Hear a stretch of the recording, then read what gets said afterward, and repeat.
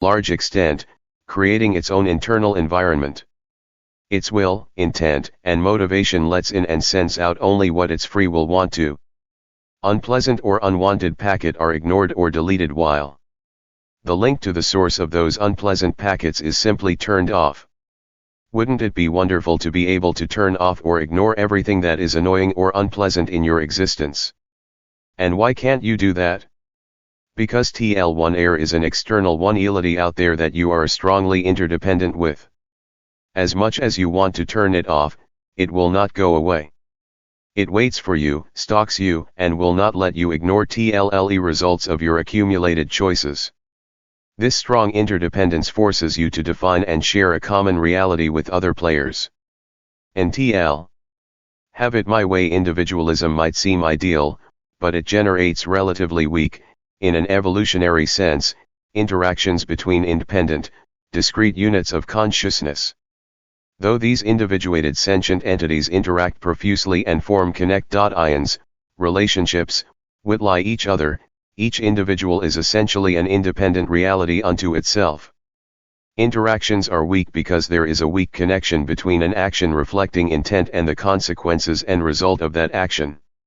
A strong accountability feedback link needs to be forged connecting. 558 My big TOE rugged individualists fail to deliver the goods. Intent, action, and the results of that action leading directly to consequences for Burrow H. Payne's involved in the interact-ion.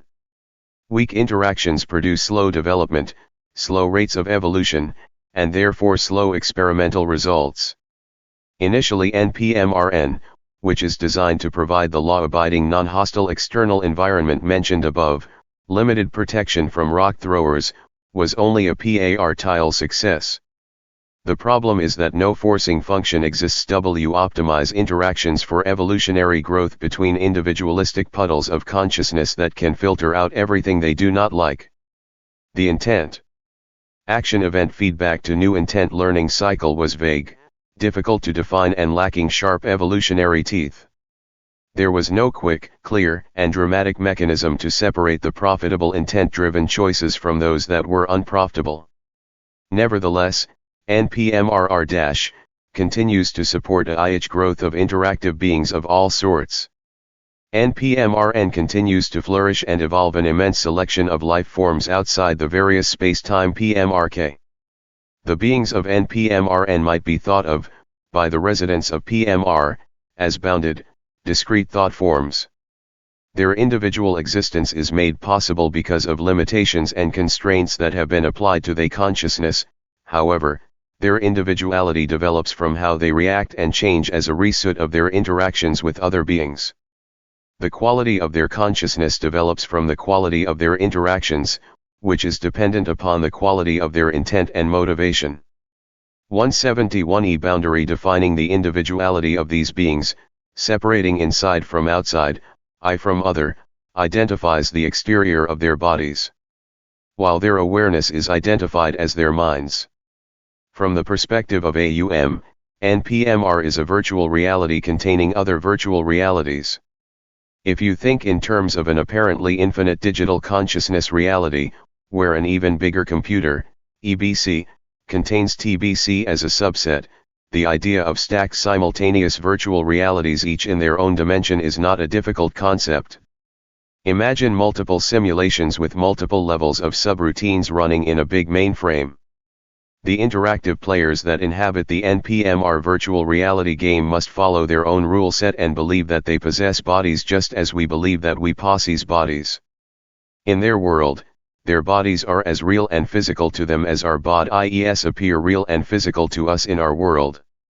When you visit their world physically, you interact with them, body and soul, according to their rule set. From our little perspective in PMR we just don't get the concept of non-physical body. It sounds impossible and stupid, a moronic oxymoron. That is because we do not appreciate the bigger picture where every individuated consciousness in a virtual reality. Book 2, Section 4, Chapter 60 I 559. Dimension believes that they have a solid body, that is, after all, the purpose of a virtual reality. Furthermore, we do not appreciate that when one virtual reality, such as NPMRRI, contains another one, such as PMR, where each is connected to the other only through the doorway of mind, common RWW connection among all consciousness within the larger consciousness system, the entities within each reality must necessarily perceive themselves to be physical, REAQ and all other reality dimensions to be non-physical.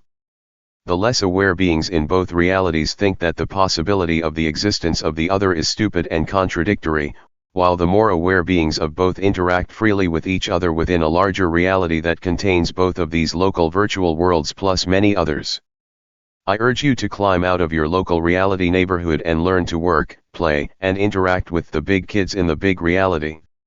You need to step out of the sandbox before you can explore the larger playground, much less the city, state, country, and planet in which the sandbox resides. Though it will require some courage and dedicate effort on your part, it can be fun, rewarding, educational, and will unquestionably broaden your experience and perspective immensely. Reread Chapter 23, Book 1 to learn how. Non-physical non-space-time beings in NPMR have bodies with shape and form that must follow the rules of their own local reality. The interactive content within each reality dimension must adhere to its own rule set. Whereas our cute little space-time bodies are genetically determined, cast in mass and restrained to contiguous 3D motion, their bodies are energetically and functionally determined, cast into habituated forms, and can travel as information packets on the reality wide web, RWW, network, if they know how. 1L10s NPMR beings who have gained enough awareness, knowledge, and understanding can change their form and connect and disconnect to various sources of interaction energy exchange at WIU. Beings that inhabit other space-time PMRs see themselves as we see ourselves, physical beings in a physical universe, and share many of the same rules and limitations that define our reality. When one visits a real ITYO outside one's native dimension, one can remain invisible and non-physical, from the visited reality's perspective, or create an appropriate body and interact as one of them. Each type of interaction, when permitted, has its own set of rules and conditions. Obey the rules and don't make a mess of things or your visitation privileges will be revoked. Like us, the quality of a non-physical, from our viewpoint, entity's consciousness and the degree to, and direction in, which they have evolved is reflected by their intent. They are also driven, animated, and limited by their individual awareness, fear, ego, needs, wants, and capacity for love.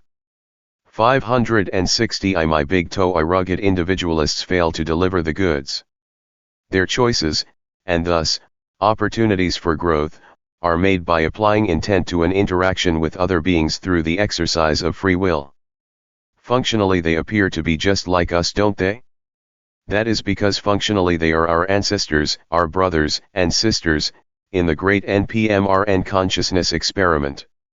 Let's take a moment to pull together a quick roundup of where we are and how we got there. We start with AUO representing plain undifferentiated consciousness energy and watch it and the fundamental process of evolution together develop dim awareness as AUO differentiates some part of its Ali from other parts. As dimness gives way to brightness, AUO morphs into AUM to become a fully aware operational consciousness, a purposeful low NUOP mind with staggering storage and processing capability. Consciousness is individual and interactive by nature. In order to unday 1S1 and interactive consciousness, AUM first set up a situation in which INTE-actions between individual consciousness units would occur. This interactivity is motivated by the inquisitive probing into the available states of being that is stimulated when the fundamental process of evolution is applied to the organization of aware consciousness potential energy.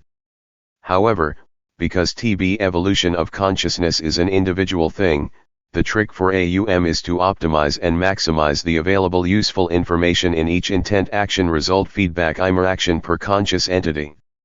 This is done by limiting and precluding overlap of the individual functions and processes involved in conscious interaction, thus isolating the awareness and the GE11 intentions and results of the individuated being. This now isolated and limited awareness with its newfound sense of separateness must exist, seemingly trapped, within a virtual external environment containing a large number of potential interactors with whom it can exchange energy. Unfortunately, this environment provides only a weak incentive to evolve because the interactive beings are only weakly IMR-dependent. This causes the intent-action-result feedback learning cycle to hang from a weak thread of causal responsibility, thus rendering the evolutionary processes inefficient. PMR and its defining rule set are specifically designed to overcome those built-in learning disabilities by providing the optimal learning lab for budding consciousness. 61. A functional model of consciousness. Spacetime, the design solution for optimal consciousness evolution. After trillions of individuated consciousness units were interacting within NPMR, it became apparent that NPMR does not offer the optimal environment and rule set for the evolution of consciousness quality. Although every consciousness unit has the potential to evolve its quality to the level of its source, not much progress, on the average, was being made. Eventually, the expansion of consciousness units became self-perpetuating. Some bounded thought form entities in NPMR developed the capability to create self-sustaining thought forms of their own. That should not be so surprising, after all, they were chips from the old AUM block, and every chip, including you, can, to the limit of its capacities, develop the potential of the whole. Eventually individuated consciousness was reproducing, new forms of individuated consciousness. You can easily imagine the creative free-for-all that ensued. These newly created units started with at least a partial copy of the content of their creators. Though each represented a new and independent being in consciousness space, they were a derived consciousness and therefore also represented some of the form and much of the potential, however limited, of the conscious awareness they were derived from. Over time, competing profitable strategies and ways of being began to coalesce around several different sets of values. Attitude and values spawned needs and wants. Those whose intent and motivation was focused on serving themselves and using others approached things differently. 562 My Big TOE Spacetime, the design solution. From those whose intent and motivation was focused on using themselves to serve others. The prototypes for good and evil were formed, as were families, clans, societies, and various social, racial, and political groupings. Personal, social, and political dynamics are still in play. Continual change is inherent to evolving systems. Many such groups exercise their free will and play out their evolution within NPMR and NOS. Some of these, along with others, inhabit various independent reality systems within the diverse 1PMRN rules were set up, evolved, by AUM within TBC to constrain certain types of interactions or behavior, mostly destructive.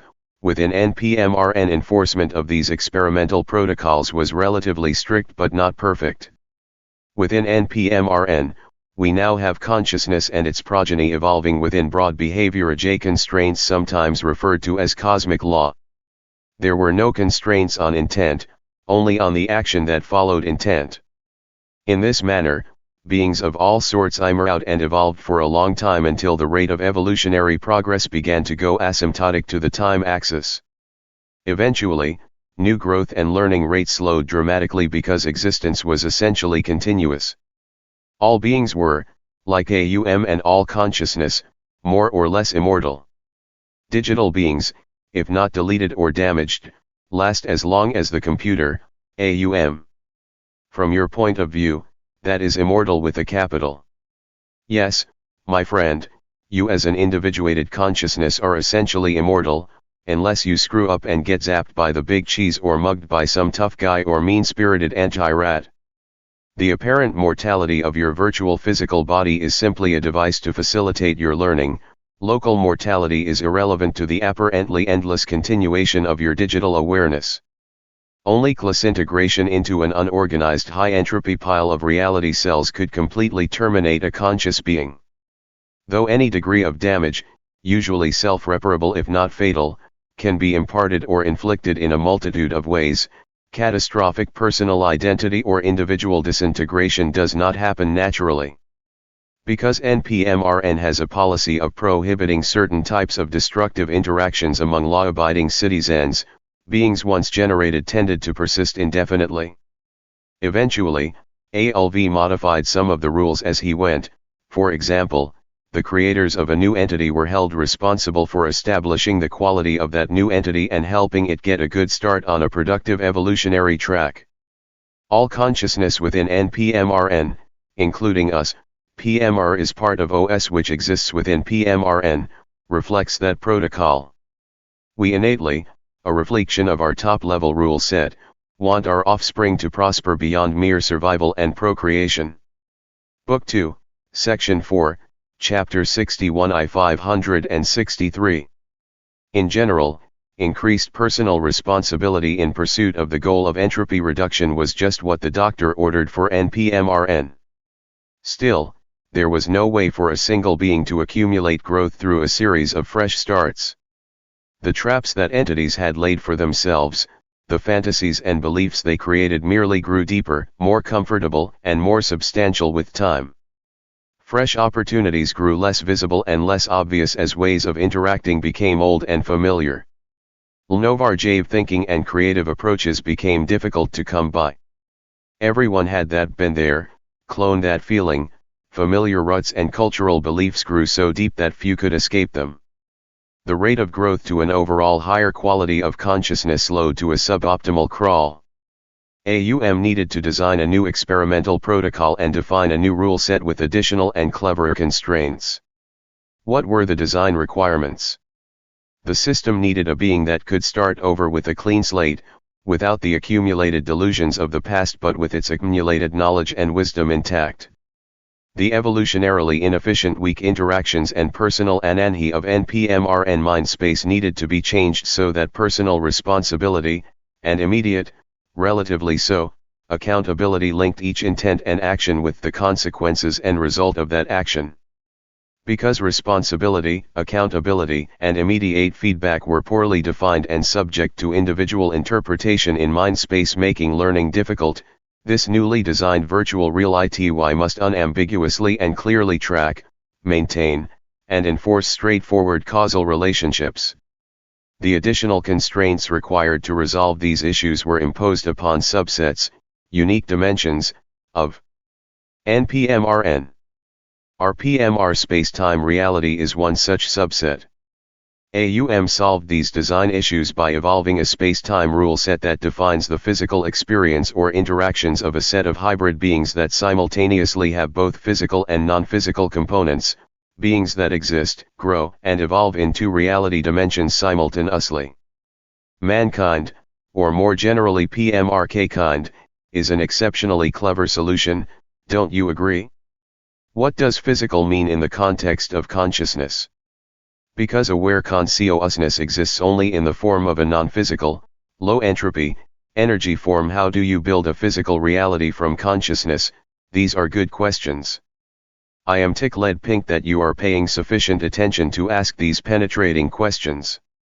Unfortunately, the answers to your questions are out of scope for this tickled pinky toe, and you will have to catch them in my next, even more expensive book due out at the end of the next millennium. No. I'm only kidding. Come on, don't get mad. 564 I my big TOE spacetime, theta sign solution. That was just a joke. Remember, learning is supposed to be fun. You are shaking your head, but not smiling. Did I catch you at a bad time? If you think reading this book is difficult to do, a forced march through La La Land, you should try writing it. Did you ever wonder why Yoda lives by himself in a filthy mud hut crawling with snakes on an otherwise uninhabited planet? Think about that. While we are taking a short break here, I have some free advice for you to pass on to others who might need it. Never let yourself get too wound up over the details, that can make you insufferable and grumpy as well as create a whopping case of tunnel vision. Humor keeps our brains lubricated and prevents us from slipping into self-referential stupidity by taking ourselves too seriously. Oh, yes, I am serious, sometimes, but there is a big difference between being serious and taking yourself too seriously. Too much serious work and not enough relaxed play will stunt and twist your growth potential. When you are doing it right, are balanced, work and play merge to become two intertwined and mutually supportive rhythms within one joyful long-lasting boogie. Of course I will tell you how you and PMR are nothing other than a construct of consciousness. That is what this section is all about. I am simply warming you up first so that you will get it when we get there. This is where you get to combine the notion that you are a consciousness being, extant only in the mind of AUM, with the obvious fact that you have this gorgeous, sexy flesh and blood body that is much better at making love than being love. The key to understanding the consistency and sameness of these two seemingly disparate views of your being is to understand the nature of experience. Before I launch into the subject of experience in the next chapter, there is one concept hanging low on the tree of potential knowledge that is ripe for picking. Let's pick it before it hits the ground and rolls away undetected. Recall that this discussion started with two puddles of differentiated consciousness and has progressed to where a is evolving a PMR space-time and populating it with good-looking sexy bodies like yours. Each step along the way was necessitated by AUM's goal of studying, understanding, improving and evolving the consciousness that he is, and driven to its logical conclusions by the cooperative integration of the fundamental process of evolution with a digital potential energy form called consciousness. These are the same two assumptions that were given many pages ago as the foundation upon which this big TOE is constructed. See Chapter 24, Book 1. The point is, we started with AUO, play. And dim consciousness, digital potential energy, and ended up with our beloved PMR by following a reasonable and logical progression that was defined by the interaction of our Book 2, Section 4, Chapter 61 I 565. RUO Basic Assumptions. To put it into a simpler context, it follows that a PMR inhabited by us becomes a logically required step within this particular series of consciousness experiments. However, there are many ways to skin a cat, please pardon the language Muffy, and we should expect that. The big dude is running other experiments that develop their own totally different logical requirements. There are multiple manifestations of our particular logical sequence as evidenced by a plethora of PMRs that are fundamentally similar to ours, even though the details of implementation differ widely. These other realities and other PMRs will be more thoroughly discussed in Section 5 where the non-physical is the focus. Here, deriving the physical from the non-physical is the subject at hand. At best, these other consciousness systems, subsets of AUM, are far out on the periphery of our operational one-reality. They are not of much practical importance to us or to our understanding of our local reality, the reality our awareness operates in on a daily basis. Our big toe allows for their existence and understands their NATOE, same as OMs, but doesn't actually care too much about them. They may be an interesting place to visit but, for the most part, you wouldn't want to live there. What 1am implying is that you, I, and PMR, along with other beings and other PMRs, are the logical consequence of the existence of AUM, just as a .um is the logical consequence of the existence of a .uo and the fundamental process. It would appear that we are not merely some interesting experiment that AUM of 11 andly decided it might as well do because there was nobody to talk to. We are a logical requirement, the necessary result of, as well as an integral part of, AUNI's evolution. Don't get puffed up over that fact. Wheels are logical requirements of an AUT0 mobile. Very important, yes, but NOL deserving T0 feel superior to the other logical requirements, transmission, brakes, engine, body, of the automobile or to other forms of transportation being explored, airplanes, trains, boats, or their logical requirements including wings, propellers, rudders, or tracks. Becoming puffed up over the part that you play because your picture is so increased edib.ly tiny and self-focused is counterproductive. The fundamentals of experience and the space-time rule set. Let's focus on the subject of experience. Most of our experiences are law experiences of and within space-time. To understand the relationship we have with our local physical reality, it will be helpful to take a closer look at the functionality of space-time and how we interact with it. Space-time itself is a mental construct within the apparently infinite consciousness of AUM. Thus, you might say chat space-time is made out of consciousness, but that would be misleading. Made out of sounds, to our PMR-trained ears, like bricks and mortar, construction materials. Space-time is not built out of chunks of consciousness, it is a specific configuration of consciousness.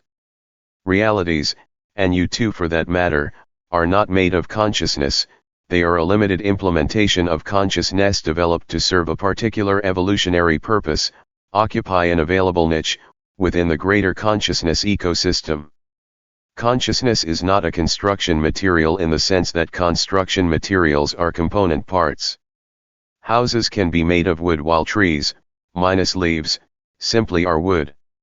One might say that tree trunks, limbs, twigs, bark, and roots exist as wood constructs, they are wood.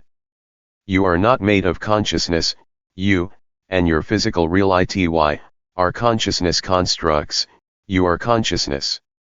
That is correct, both individuated conscious beings and PMR are constructs of consciousness similar to the lumps in the sheet. They are constructel of the sheet, not constructed of sheets. Do you see that each expression contains different implicit assumptions? The difference is one of process. The first, constructs of consciousness, speaks of deformations of, or specific organization within, a continuum, lumps in the sheet, while the second, 568 my big TOE the fundamentals of experience and the space-time rule set. Constructed of consciousness, implies building a separate, more complex thing out of something more basic, something entirely different by nature than the thing being built. The deformation or organization of the continuum referred to above is affected by placing constraints, including rule set point 5, upon subsets of an apparently infinite digital consciousness, thus bounding them into individual existence relative to the whole. Many people have the intuitive notion that consciousness is the basis for everything else, that consciousness is the substance, the fundamental energy from which everything else is constructed, made, or derived. Some, if they were poetic to a fault, might replace the bolded word consciousness with soul, or more expansively, the mind of God. These people would be coming from a PMR cultural frame of reference, and would not mind obscuring the plain non-poetical truth within a charged cloud of emotive ambiguity to achieve the familiar comfort of a favorite poem often read. That's all right, no problem, it is a good poetic metaphor. Just one caution, if the use of poetical image ends up confusing your sense of reality with ambiguous abstract symbolic language, he stuff good poet 1y is made of, then stick WILH the word consciousness. Those belief traps are tricky, best stay clear if you are prone to falling in. That spirit, mind, or consciousness is more fundamental than material objects falls directly and naturally out of the intuition of millions of people, without the intervention and encouragement of religious dogma. It is a common idea one at most of us intuitively understand but cannot rationalize. Because it is a typically human characteristic that any answer is better than no answer, many individuals have turned to religious or scientific belief to ease the discomfort and anxiety of not knowing how we, consciousness, purpose, and the larger reality are interconnected. The more inquisitive of our kind have racked their brains for millennia trying to understand how PMR could possibly be made from consciousness or mind. How could our rocky planet, big yellow school buses, atomic bombs, tapeworms, and our spouses and children all be made from consciousness? That just doesn't compute. The question put in those terms leads to a dead end. A better question is, how could our rocky planet, big yellow school buses, atomic bombs, tapeworms, and our spouses and children all be part of a larger consciousness construct? By the time you have progressed through chapter 34 of this book, that question should be answered and the seeming dichotomy between mind and matter should be resolved. From an objective PMR point of view, the ascension that we are mind and that PMR is an artifact of experience within a virtual physical reality. Book 2, Section 4, Chapter 62 I 569. I underscore instead of an equal 1, appears unsupportable, delusional, wacko, and just plain dumb. However, it only looks stupid from a PMR point of view that lives deep inside scientific and Western culture belief traps. Hang with me and you will see how this mind-matter thing works itself out. What does compute is that our interactions with space-time, our bodies, and all the rest of physical matter are a constrained experience of consciousness. The experience of PMR takes place within consciousness. That is a less confusing statement than saying that PMR is created by consciousness, though both are logically true. Because our experience in PMR leads us to believe unequivocally in the solidity of what we call the physical world, the words PMR is created found in the previous sentence produce a sense of making or manufacturing the solid massive objects that we experience. In fact, all that has to be made, produced, or manufactured is the experience of the solid massive objects that we experience. We early one divided all the perceptions of an individuated consciousness INW those that we one inside the defining boundary or internal to the being, personal mind, and those that appeared to be outside or external to the being, environment or other beings, objects, and energy. Our only contact with the outside world is through our individual perception-based experience. If there is no physical experience that we interpret as physical, then there is no physical world, no physical reality, and PMR disappears from our perception and thus ceases to be a part of our personal reality. An entity who loses contact with its external environment, due to a sensory deprivation chamber, perhaps, retains the full awareness and the full potential of its internal environment. Be sure to notice that there is a personal as well as a shared reality. The only surprise is that the personal reality turns out to be the big primary one while the shared reality is discovered to be the little virtual one. What a switch! Common wisdom turns out to be 180 degrees out of phase with the truth. That is why this particular one paradigm shift is so difficult for most people to negotiate. They come the discussion culturally calibrated backwards. Some are thinking that this line of reasoning is turning into one of those if a tree falls in the woods and there is nobody there to hear it. Semantic puzzles. It is not. If you lose all your physical senses, the world will undeniably disappear for you, but only for you. Let's look at this more closely and examine the implicit assumptions. Most people, because of their belief in the fundamental realness of PMR, see things with a bias. In their mind, the emphasis is placed on the fact. 570 my big TOE the fundamentals of experience and the space-time rule set. That this is about them losing their senses, which has no effect on the physical world or anybody else's ability to sense it. Their point is that even if every sentient thing on the planet lost all of their senses, the planet and PMR would continue to exist. They are absolutely correct from their point of view.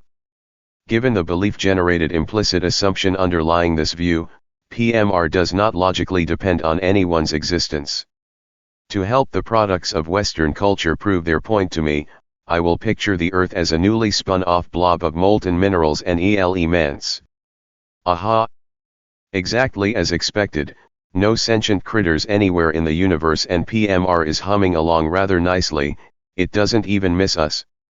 In fact, it is probably dreading our eventual arrival. Oh no! Not the people. Please don't make me evolve the people. They are such arrogant fools, and stupid too.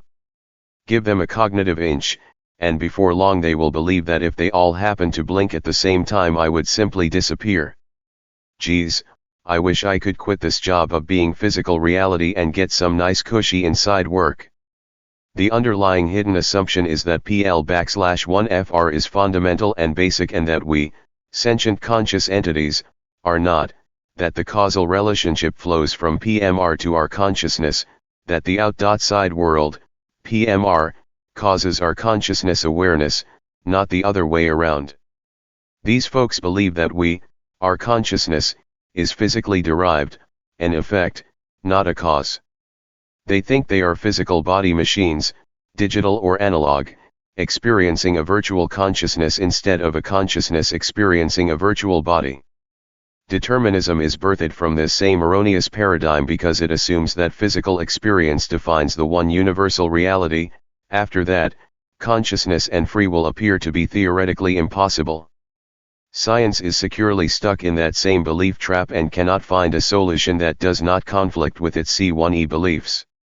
Although belief in a universal physical reality appears reasonable from a PMR point of view, it is in fact exactly opposite from what is true. In a virtual reality, like PMR, what you experience is a rule-based, derived, or computed reality, not a fundamental reality. Back in the real world of fundamental existence, consciousness is the one universal reality. Turn your cultural assumption upside down and play it backward to find the secret message that will allow you to avoid this particular pivot bias. Instead of seeing us as derived from PMR, see PMR as derived from our experience. If AUM can create our experience within TBC, as we create the rule set that defines AI Guy's experience, then AUM and TBC can create PMR without breaking a sweat. They don't have to create mass or. Book 2, Section 4, Chapter 62 I 571. Motion, only the experience of mass and motion. That is what a virtual reality is all about, creating experience. AUM and TBC have only to provide a rule set that contains or sums our PMR physics, known and unknown, and our experience under that rule set will be an experience of PMR. Note, here, as elsewhere in this trilogy, I am using the word physics in the most general sense to represent all science. We perceive PMR reality through only our physical senses. To create PMR, AUM needs only to impose the rule set on our consciousness that creates the experience, the perception, of PMR. Later I will explain exactly how that is done, but first we need to understand rule sets better. Ponder, for a moment, how an advanced AI Guy works. Think about how rule sets on at least two levels, combined with multiple executions of the code, enable AI Guy to not only gain experience but learn from it as well. For those of you who are valiantly struggling to remember, I am going to help you out here. The two rule set levels we mentioned earlier, near the end of chapter 22 of this book, are 1. Conditionals and algorithms that define what he can do on the lower, local, or immediate level of awareness, and 2. Additional constraints at a higher level of generality that define profitability and thus give the arrow of big picture progress a clear direction. It is these top-level rules that influence why AI Guy does what he does, that specify the goals, values, and purpose of AI Guy's existence. LN summary, AI Guy has experience that is constrained by the rule sets that guide his intent and define his possible interactions with his local reality. He learns from his E7 gerians and makes future decisions based on past experience. He may modify, within narrow limits, his lower-level rule set in order to optimize his learning efficiency. If there were few limits to these self-modifications, and if he could define his own values by modifying his higher-level rule set as well, AI Guy would, at the local level, become the sole master of his PW pose, accountable T0 only himself. He could possibly become lazy, focused and indolent, making no progress toward anything. Or, he could slip out of control into mania, depression, paranoia, cynicism, or schizophrenia. He would be running open loop, as an electronics engineer might say. Without the purpose, focus, and direction provided by the top-level rule set, AI Guy would not know up from down, right from wrong, good from bad, success from failure. Without the imposition of constraints and the suing of goals, little picture tunnel vision would capture his IMEM for better or for worse. He would need to develop a purpose of his own or risk becoming dysfunctional to himself and others. 572 I My Big TOE The fundamentals of experience and the space-time rule set. Such an ally is reminiscent of HAL from the movie 2001: A Space Odyssey, the popular sci-fi theme of nefarious renegade computers turning on their human creators should concern you for more reasons than the obvious. The same thing can happen to you. You can easily follow in HAL's footsteps if you lose, or seriously weaken, the connection to your purpose, whether by ignorance or by pharmacological, psychological, or natural biochemical inducements. Our top-level rule set is not particularly constraining. We should try to pay close attention to the few rules that are there to encourage and guide us toward profitability. If we ignore them, we may end up like HAL, or worse. Boats without rudders, motors, paddles or sails are clearly dysfunctional, but boats without a destination are just as useless if getting from here to there is the issue. Dysfunctionality due to little picture tunnel vision is so common in our culture that to a large degree it is considered normal, and therefore acceptable, if not actually desirable. The sense of direction and purpose that resides naturally at our core would provide a clear guidance if our fear did not press us so hard to deny, subvert, abuse, and distort it to serve our ego's immediate needs, wants, expectations, and desires. Take action. 1. Repair the rudder. 2. Set a destination, and 3. Fire up and engage the engine. Continually re-engineer all three actions in real time toward an optimal long-term profitability. As your entropy decreases, the purpose that animates your journey will eventually grow to be bigger than the little picture that gave it birth. We cannot modify all the rules that define our existence and our experience. We are stuck with the actual physics of PMR, when we are extant in PMR, and with a spiritual need to improve the quality of our consciousness. However, do not forget that our consciousness is part and parcel of the original. As chips from the old AUM block, we have the license and capacity to soar. We have the ability to understand the big picture, to be an aware player, an active participant in our evolution. VLE can be a power user of, as well as an experiencer within, our larger real ITY. At the very least, we can view the larger reality by looking through the big picture window of our big toe. Hey, AI guy. Look at us, we got a room with a view. Nah, nab. 63. Space-time starts with a bang and lays down the rules. Let's begin this chapter with a short recapitulation. Our space-time rule. LAZET has evolved to constrain the interactions and communications of the I_individuated units of consciousness, sentient beings, that are participate I_ng in, that inhabit, the space-time virtual reality we call PMR. PMR is a simulated virtual reality that is computed or executed within its own Calculation space, dimension, within TBC, a portion of the digital mind of AUM. The design requirements for the low-level space-time rule set, which defines the environment and physics of PMR, were developed to optimize the effective and efficient evolution of consciousness quality. Within NPMRN, there was a need to demand personal responsibility as a condition of existence and provide strong immediate feedback to guide the learning process.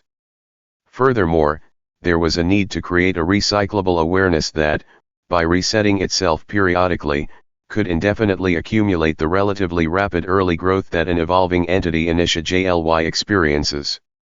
Such a recyclable awareness could maintain a relatively high growth rate while avoiding belief trapping itself into a mental corner by simply recycling itself through the PMR virtual experience or whenever its evolutionary growth rate becomes unacceptably slow.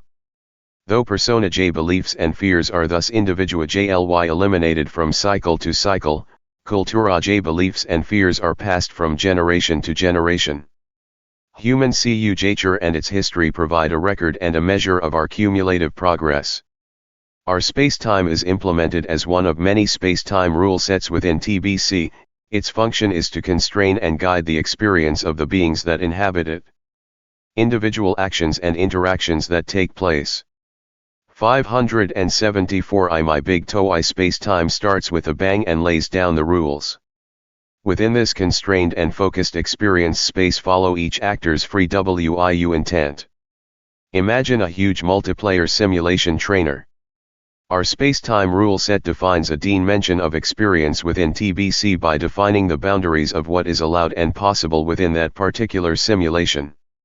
Among other things, it defines and constrains the allowable energy exchange and message traffic between entities or other generalized players, and thus defines the allowable perception set for all indigenous space-time entities.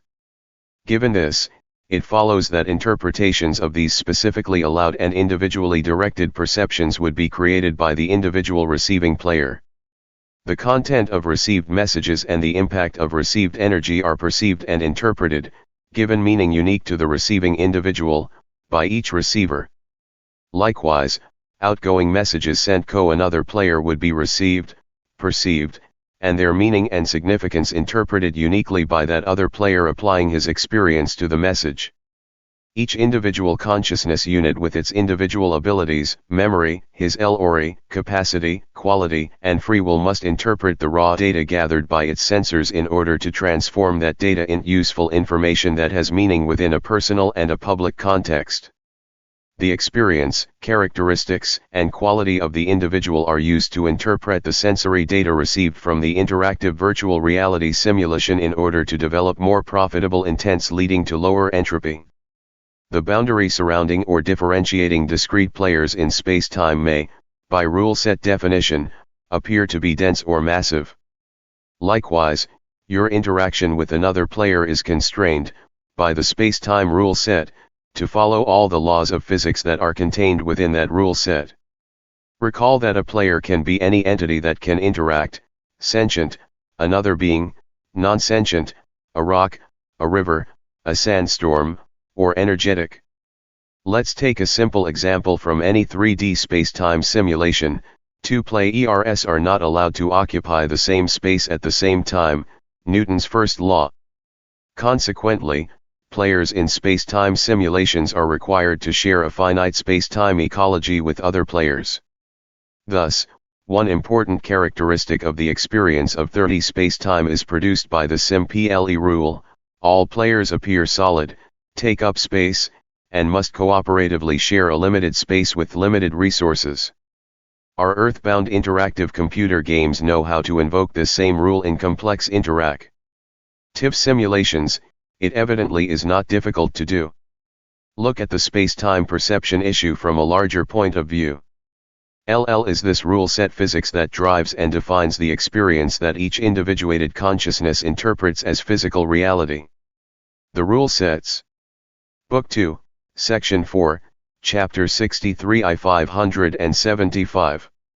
Defining the space-time simulation where we live, work, and play, cause our individuated puddles of consciousness to interpret the interchanges of energy with other players, its PE1 septions, as PMR.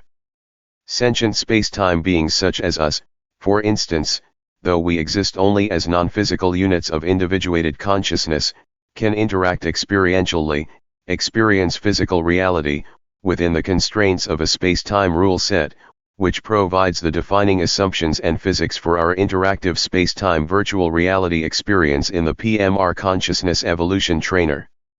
Recall that within NP.MRF, new entities were created, purged, by existing entities by focusing enough mental energy to produce, dare I say materialize, a new thought form.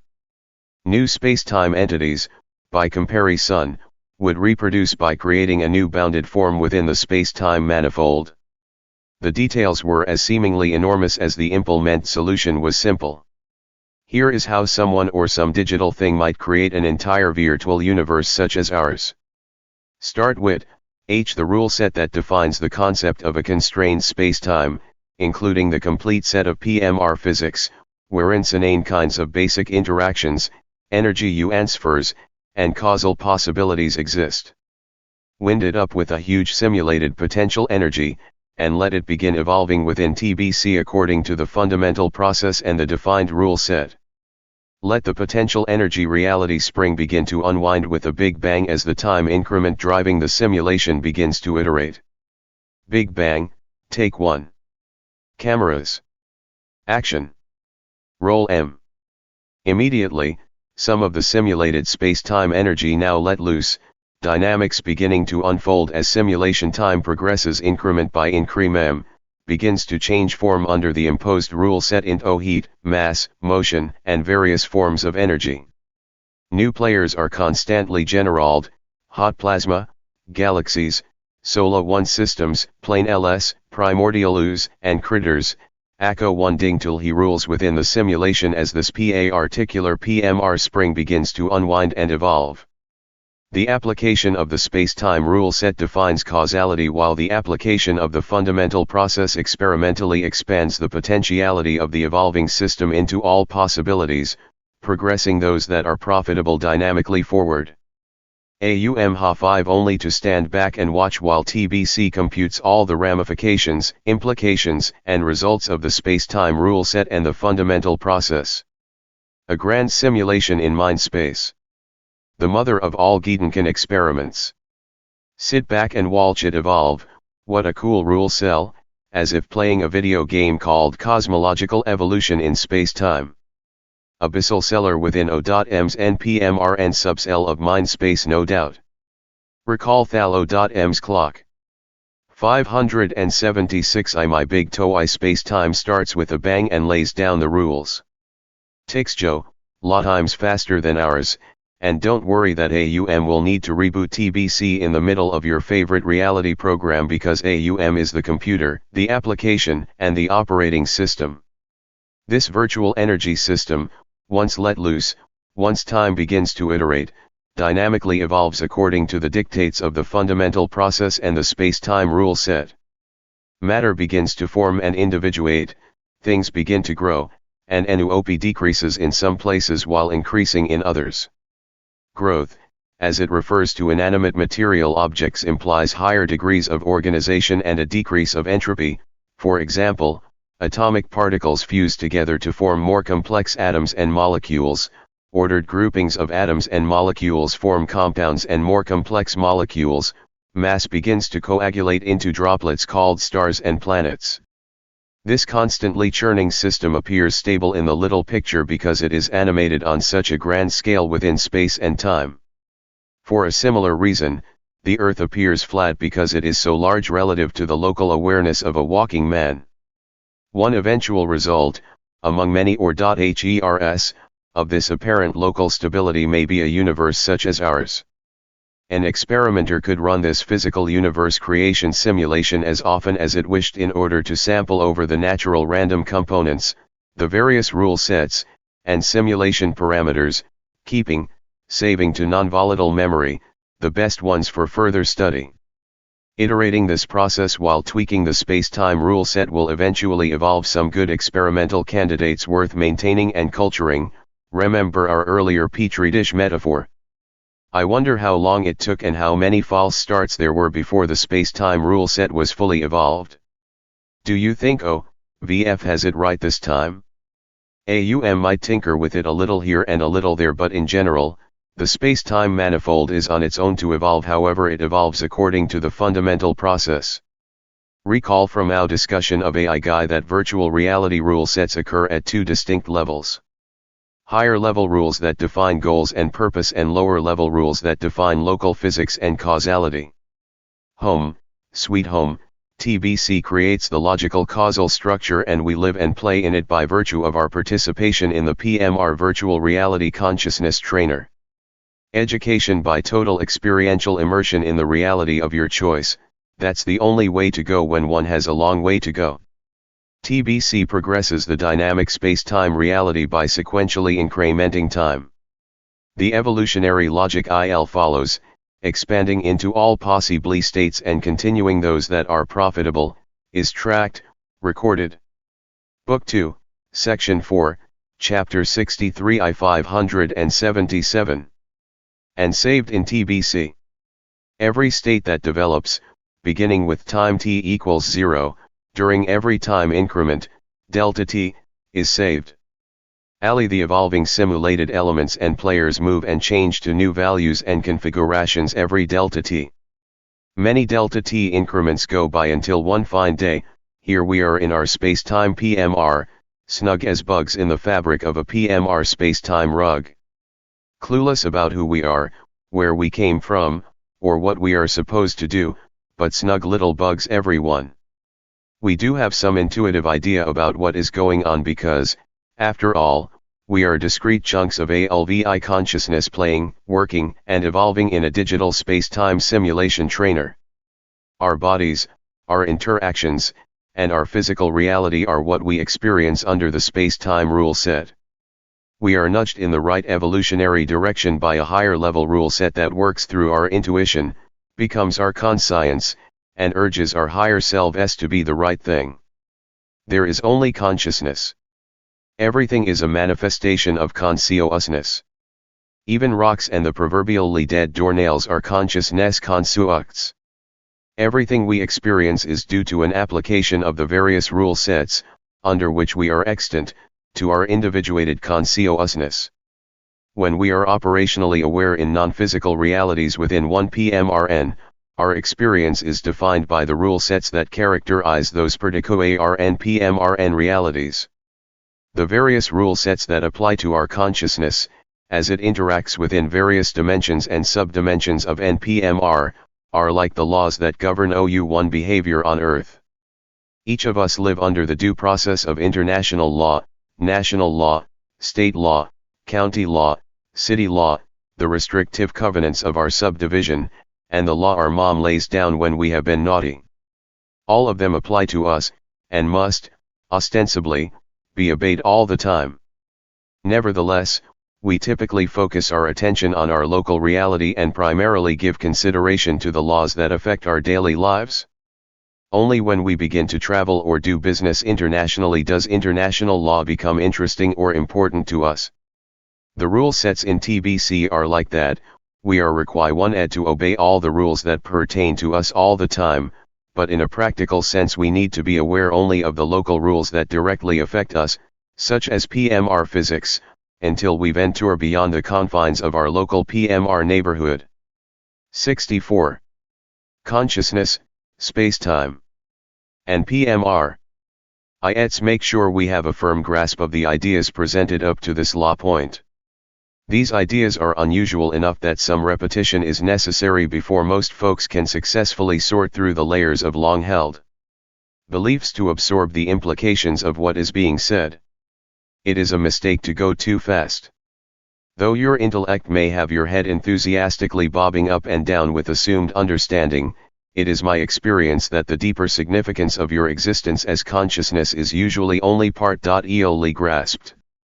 Consciousness is the fundamental attribute of AUM and of any and all sub-realities created within the organization, mind, of AUM. AUM is only mind, digital mind, a system of digital, cellular, organization. The even bigger computer, EBC, is a metaphor for a subset of the memory, data processing, communications, and R1.ILs as well as the organizational and control functions of TH.ISAUM mind thing. Recall the discussion of the evolution of AUO in Chapter 25, Book 1. Because the simplest conceptualization of reality cells is binary, the EBC metaphor is a good one. On a less grand scale and at the local level, you can clearly observe the fractal-like repetition of the basic pattern of digital reality in the computational tools, hardware and software, that we are creating to aid, understand, and guide our evolution and existence within the Earth-based ecosystem. Not that far off in our future, physical computer systems and the interactive software that is implemented in them will become very clever at applying specific complex processes to more general problems. Gradually their capability and awareness will grow until they have what it takes to host consciousness. 580 my big TOE consciousness, spacetime, and PMR. And support intelligence. From AUM co TBC to the inhabitants of NPMR and PMR to DES0P computers, the fundamentals of existence repeat themselves in many forms of digital awareness within many different dimensions of reality. There may be a better computing basis than binary, and if there is, AUM probably uses it. However, I am only describing operational concepts, not implementation details. And a binary computing basis is by far the most simple and most comprehensible metaphor for us to use.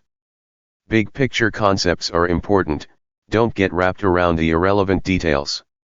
Whether TBC is formed out of binary reality cells, or future computers are based on silicon, is entirely irrelevant. The metaphors and the concepts are clear and timeless.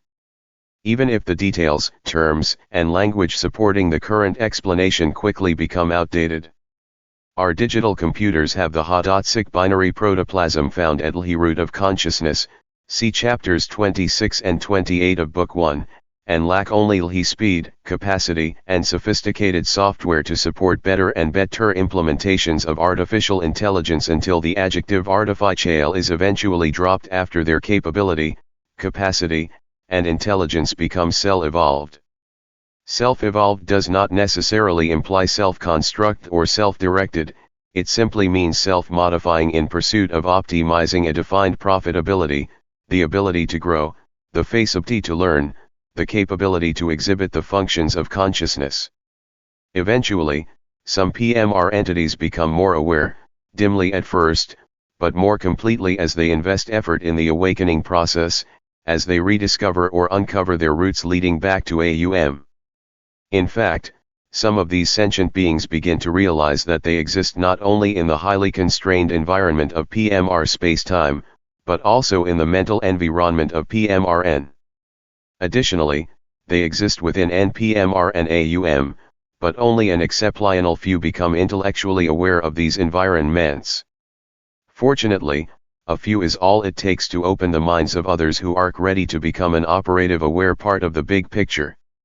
The part of the sentient being focused in PMR makes choices that reflect the overall quality of consciousness of that being.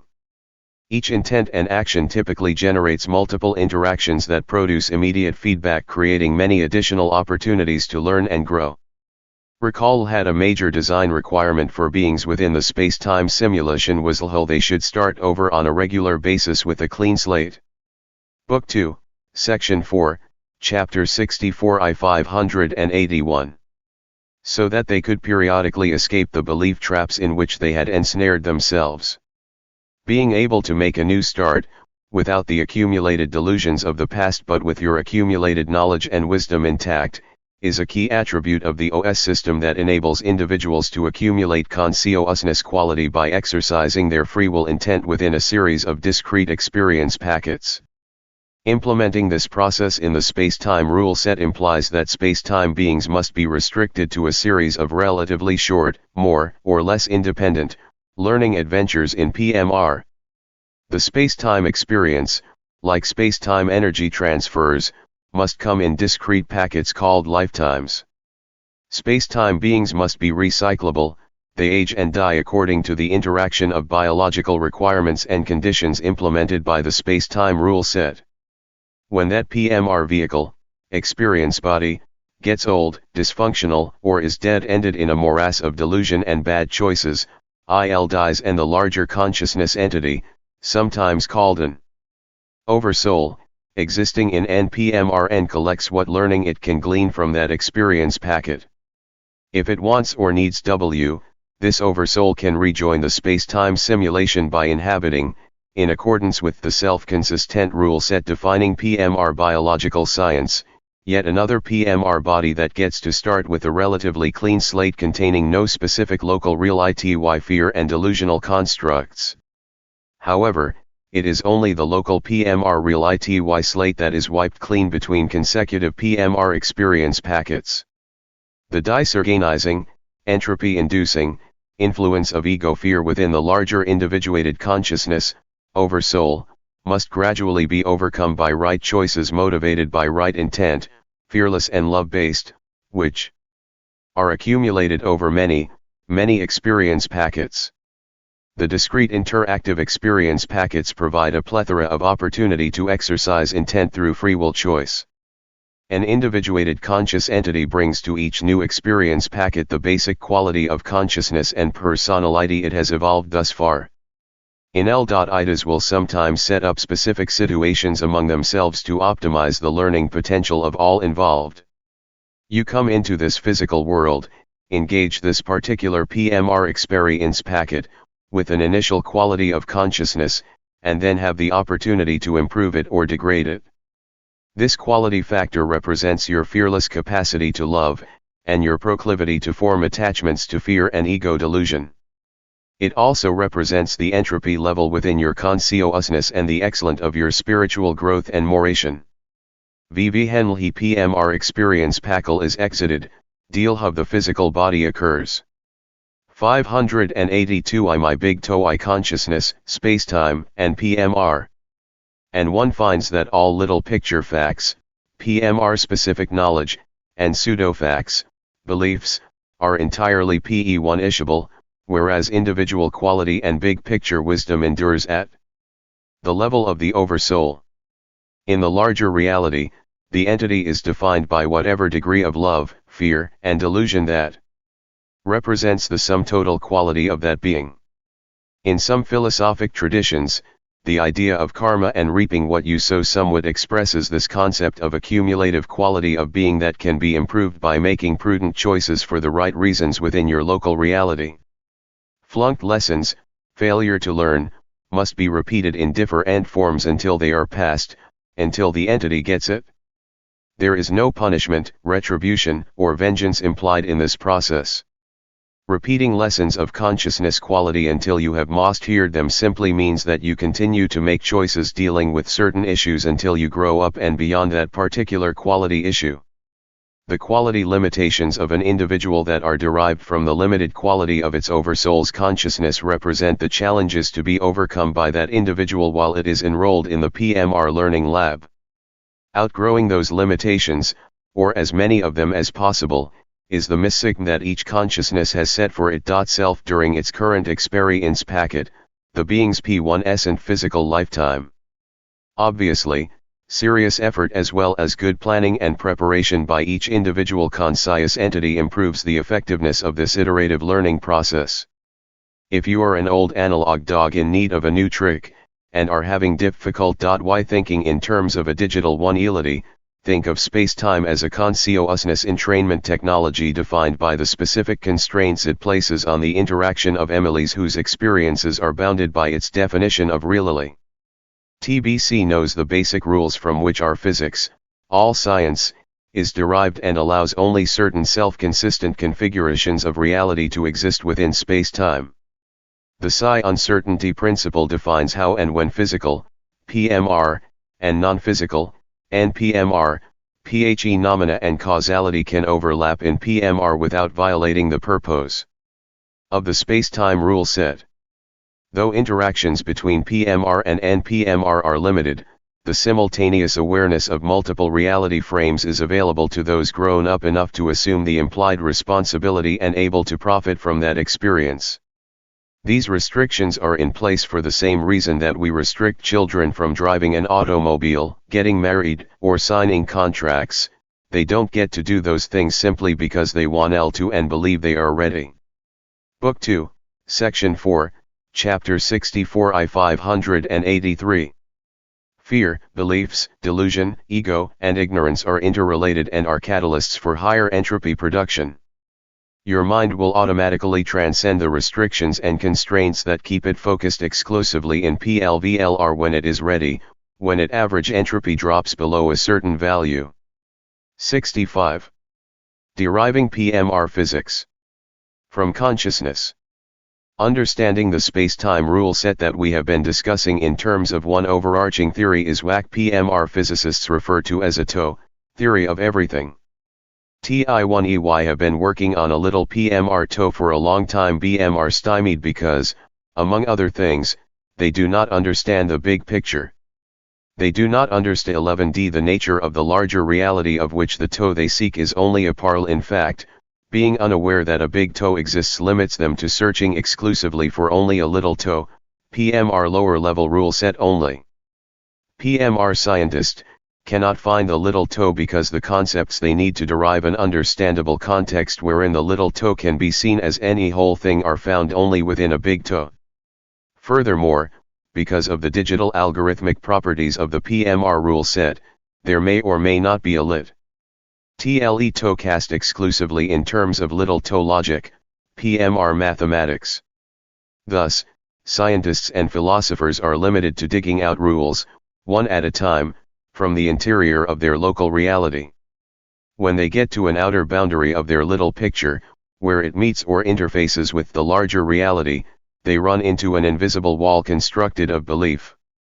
A conceptual breakthrough TL1 at fundamentally expands this reality is required to break through that wall.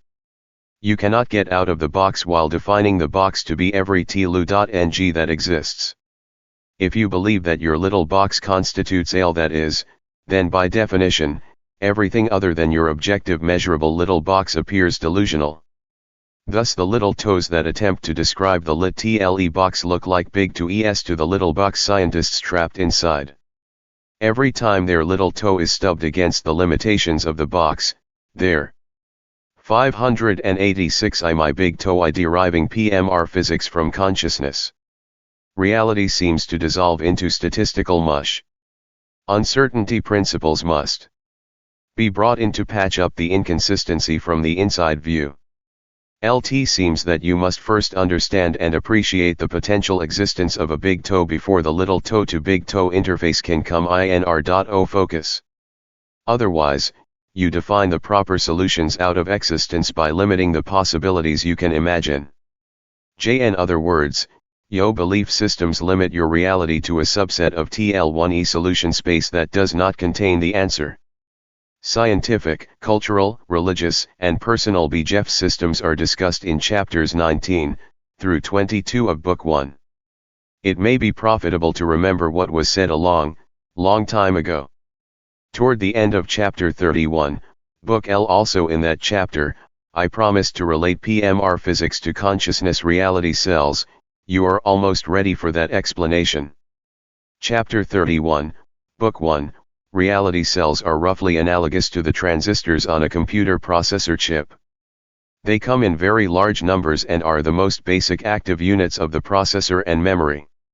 Like reality cells, each transistor is a thing that can be on or off, a 1 or a 0, this way or that way, distorted or undistorted. At the next higher level of generality, is the processor's basic instruction set that defines operations and processes for storing, retrieving, and performing arithmetical and logical operations. In our analogy, the processor's basic instruction set is analogous to basic cognitive functioning within AUM. At the next level of abstraction, we get to the space-time rule set, which is analogous to algorithms written in assembly language. Our experience is generated at the next higher level of abstraction by an AUMTBC to individuated consciousness interface, which is analogous to a simulation programmed in object-oriented C++ where we are the objects. AUM is the computer, the programmer, and the operating system. We sentient conscious beings are, as individuated subsets of consciousness, a bounded subset of highly organized, evolving, interactive reality cells. As an analog to space-time, consider a custom-designed special-purpose processor such as a digital signal processor, DSP, chip. Understanding the rules, patterns, governing the transfer of energy to and from transistors in a special-purpose microprocessor would provide some understanding of the most basic relationships in the processor's design, implementation, and capacity. Likewise, understanding the rules governing the transfer of information between space-time reality cells should produce some of the most fundamental relationships of physics. In Section 4, you will see how that works. Physical experience is generated when the perception of an individuated consciousness, sentient being, is constrained to follow the space-time rule set. Imagine a specialized space-time virtual reality trainer, operating within a subset of digital calculation space called a dimension, that is constrained by the space-time rule set to provide a. Book 2, Section 4, Chapter 65 I 587. Causally consistent operational experience that enables an individuated consciousness to evolve to lower entropy states by exercising its intent through free will choice. The specific relationships defining AUM's space-time instruction set constitute the laws of space-time physics, PMR physics. Now there is an interesting thought. It may well be possible for us to derive many of the general laws of PMR physics that represent the basic rule set that TBC applies to create the constraint L we call spacetime by studying the interactions between reality cells. We can be reasonably sure that the defining space-tin 1e rule set is likely to be a collection of general, broad, high-level statements, what scientists sometimes call fundamental JAWS. TI1e implications and details we call science are derived from these general statements.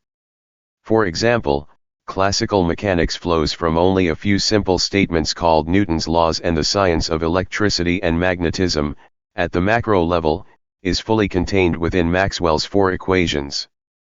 One should expect that the space-time instruction set governing interaction between reality cells is going to reside at a low level of abstraction. Can you order your thoughts? Is there a structure or pattern to your ideas? Do your ideas ever relate to other ideas? Can they be connected and interdependent? Can you alter and store, remember, thoughts and their relationships and patterns, intentionally or unintentionally? I am very impressed with what you can do with such a relatively tiny and one-imite fragment of consciousness. Your mind, your consciousness is clearly a versatile tool. With that magnificent mind of yours, please recall that the rule-based space-time construct represents a specific subset of the digital system we refer to as the mind of AUM. Consider that at least some of the instruction set that implements the space-time rule set may be contained within the geometry, pattern and relationship, of the space-time construct, how AUM's binary reality cells form the structure of space-time, and how the interaction of those real ity cells is constrained. Given this is true, the following question naturally arises: can we derive the laws or basic facts of PL1 is X from considering the structure, pattern and relationship, of space-time? It is maybe not as crazy as it first seems, because the basic structure of an entity, object, organization, relationship, often defines the nature of the entity that can be built /./ with or upon it. Albert Einstein didn't think this was a nutty idea. He spent the last half of his professional life trying to do just that from the PMR side of the larger reality. He never succeeded in establishing a unified field. 588 My big TOE deriving PMR physics from consciousness theory, but his intuition was absolutely correct. Unfortunately, his PMR-only mindset was too limited by the cultural beliefs of his day to contain the solution. Let's take a look at the possible and probable structure of the consciousness construct we call spacetime, at the reality cell level, and see if we can find a self-consistent logic within it that will lead to the derivation of at least some of our most basic PMR physics. What we are looking for in particular is a pattern or logical structure that AUMTBC may have utilized as part of a larger Gedanken experiment to derive, or more properly, evolve, portions of the space-time rule set, a logical structure related to the differentiated reality cell mental construction of aware consciousness. This is not necessarily the approach, but only an approach that promises some possibility of success. The concept of reality cells was developed in Chapter 26, Book 1. Lucky for you and me, I will not have to postulate reality cell structures and rules and then derive physics from them while you watch. A monster aside that delivered 300 pages of technical material would drive away all but the youngest and most generous of readers. Fortunately, a contemporary resident of PMR, Stephen E. Kaufman, has already derived the basics of PMR physics from the theoretical structure of a consciousness-derived space-time reality cell-based instruction set. Unified Reality Theory, The Evolution of Existence into Experience, published by Destiny Toad Press, 2002, ISBN 09706550-1-0. To study the results of his effort, you can either purchase his book or read his book online at http://www.unifiedreality.com. Kaufman starts with simple binary reality cells in an absolute unbounded oneness, AUO. He does not call it that, but the concept is absolutely identical. He assumes some basic things about how information is transmitted between adjacent reality cells and proceeds to derive the PMR physics of electromagnetism, gravity, FO1CE, and energy. A little reverse engineering and one ends up with many of the concepts of classical physics, relativity, and quantum mechanics falling out of his unified reality theory based entirely upon the properties of the reality cells that exist only in relation to themselves within an AUO digital consciousness energy thing. Kaufman derives basic physics from the relational cellular structure of a space-time construct within consciousness. He probes the logic of the space-time rule set by analyzing a structural model that is postulated to exist within the mind space of AUM and the calculation space of TBC. Steve Kaufman opened the door. He has shown that one can make a logical analytical attempt low understand the instruction set that implements. Book 2, Section 4, Chapter 65 I 589. The rule set that defines the space-time part of AUM's consciousness. He lays out a detailed process and mechanism to explain the phenomenology, rule set, of PMR based upon the causality of NPMRN, demonstrating how PMR might logically arise from the lowest level of cellular structure within AUM-AND-TBC. Einstein, along with the best physicists and mathematicians of his day, used to describe physics in terms of the geometry of space-time.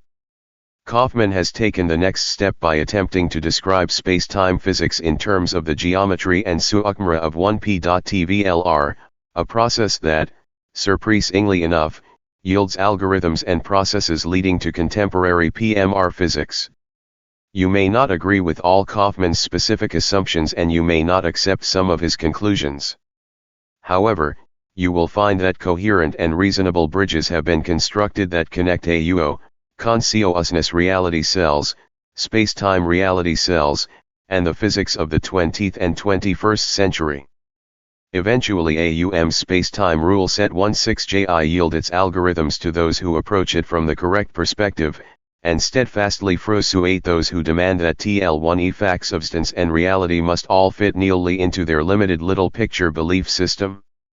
Kaufman demonstrates how OU1 current PMR physics can be a logical conclusion of, and Ji contained within, my big toe. The path he has blazed will no doubt need to be widened and extended by others. Nevertheless, Kaufman deserves great credit for making an excellent and original effort to place PMR physics, as we now understand it, within the context of a Law 1 GER reality.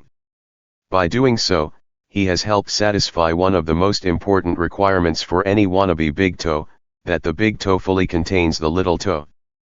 PMR physics is contained within the rule set that defines and consumes the experience of individuated consciousnesses to perceive a virtual physical reality.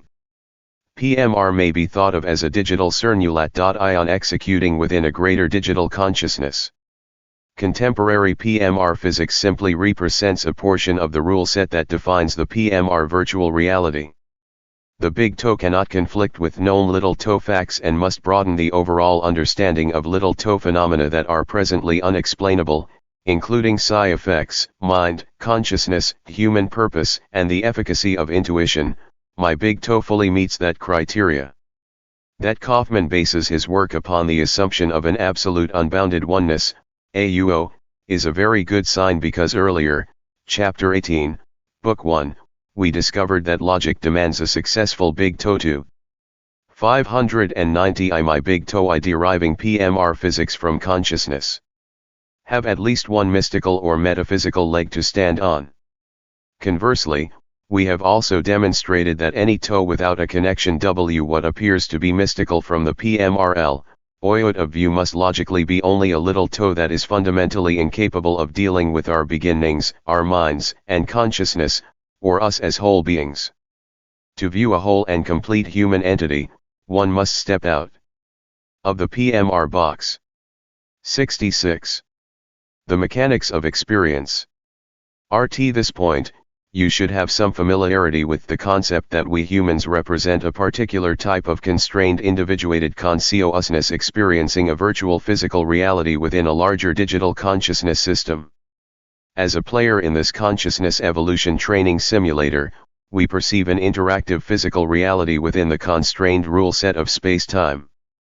To put it more personally, you are a bounded chunk of consciousness, chipped from the old AUM block, hallucinating or experiencing this PMR according to a set of experience rules or rules of interaction that define energy exchange within this particular multiplayer simulation, which is operationally managed, computed, executed, tracked, evaluated, and modified within TBC. You have no massy body, only RJ1E interactive experience of one. That virtual rock exists only in the simulation, but because your body also is in RJ1 at same simulation, it can bonk you in the head and you will experience the trauma and suffer the consequences that the rule set, science of energy transfers, computes. That's a simple idea, isn't it?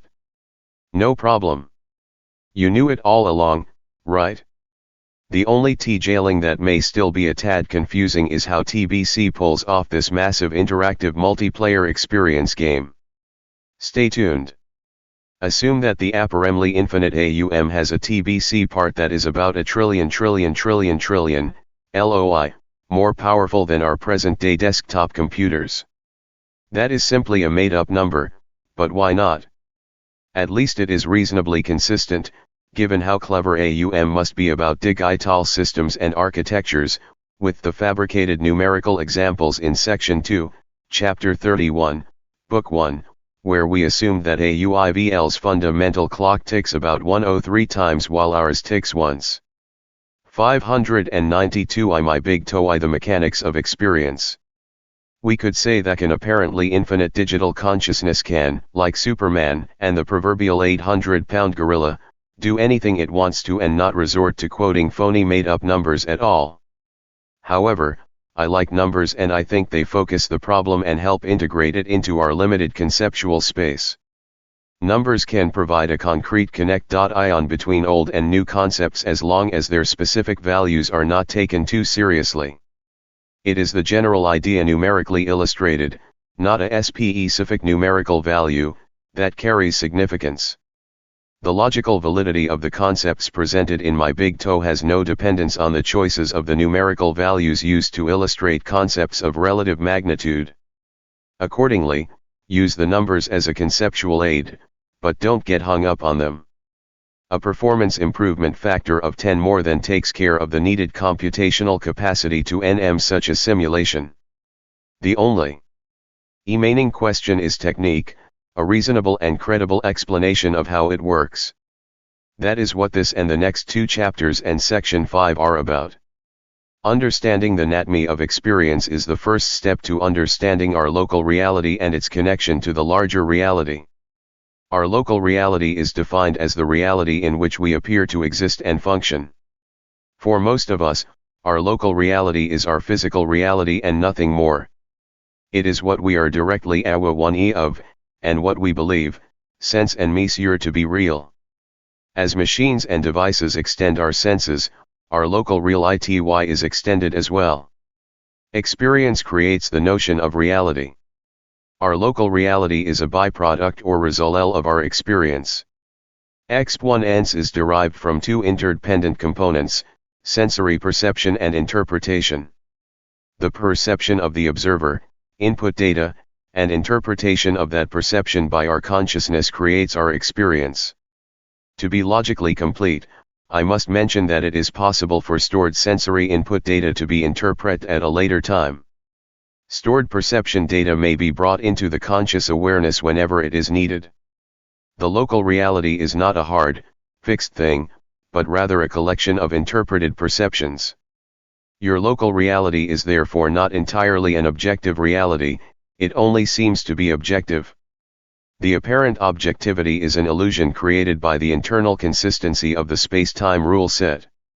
In other words, perception, which is limited by our sensory apparatus, and interpretation, which is limited by our understanding and perspective, constitute two filters that transmute what is into what appears to be. Because of our limitations and Book 2, Section 4, Chapter 66 I 593.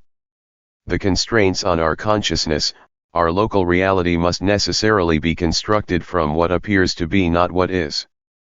\v hat is might be called unexperienced or unexperienceable reality. It is whatever is out there that interacts with our sensing apparatus such that we receive information, perceive something, that must be assessed or interpreted to determine what it means or what its significance is.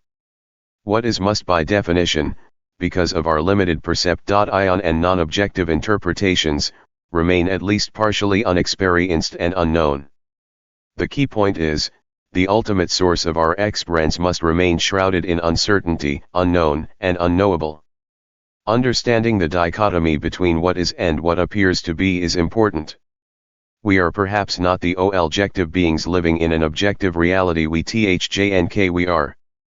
What appears to be is how we interpret whatever information our limited sensors collected from what is. Because observers are necessarily unaware of what does not make it through these two filters, they make the erroneous assumption that what appears to be is actually all that is. For this reason, they mistakenly attribute a sense of absolute solidity to their local reality. A being's local reality is constructed of the accumulated experience of what appears to be, thus it contains strong individual, subjective or private, components, mixed with shareable, objective or public, objects. Your sensory apparatus is similar to that of others, thus allowing for general agreement about the properties of your local reality. However, your interpretation of those sensory data is uniquely based on your knowledge, understanding, experience, perspective, belief, fear, and ego. Interpretation is uniquely individual, relative, and subjective, yet it is half the ingredients that go into cooking up our apparently objective reality. Our interpretation of a given set of sensory data will be similar to the interpretation of other beings only if those beings share our wisdom, knowledge, understanding, attitudes, experience, perspective, belief, fear, and ego attachments. Inasmuch as our worldview and other belief systems are shared by others, we will generally agree on the properties, characteristics, substance, and significance of reality. Individuals who belong to the same culture, whether they are all homeless street people from New York City, all Japanese millionaires or all Australian Aborigines, typically experience similar local realities. Given a single environment, different cultures not only perceive different data because of their unique focus and interests, but also evaluate, interpret, and value similar physical perceptions differently. 594 My Big TOE The mechanics of experience. Most members of a particular culture generally agree on how and why things are as they are. This broad and nearly universal agreement leads us to develop confidence and unintentional arrogance about the apparent objectivity and superiority of our view.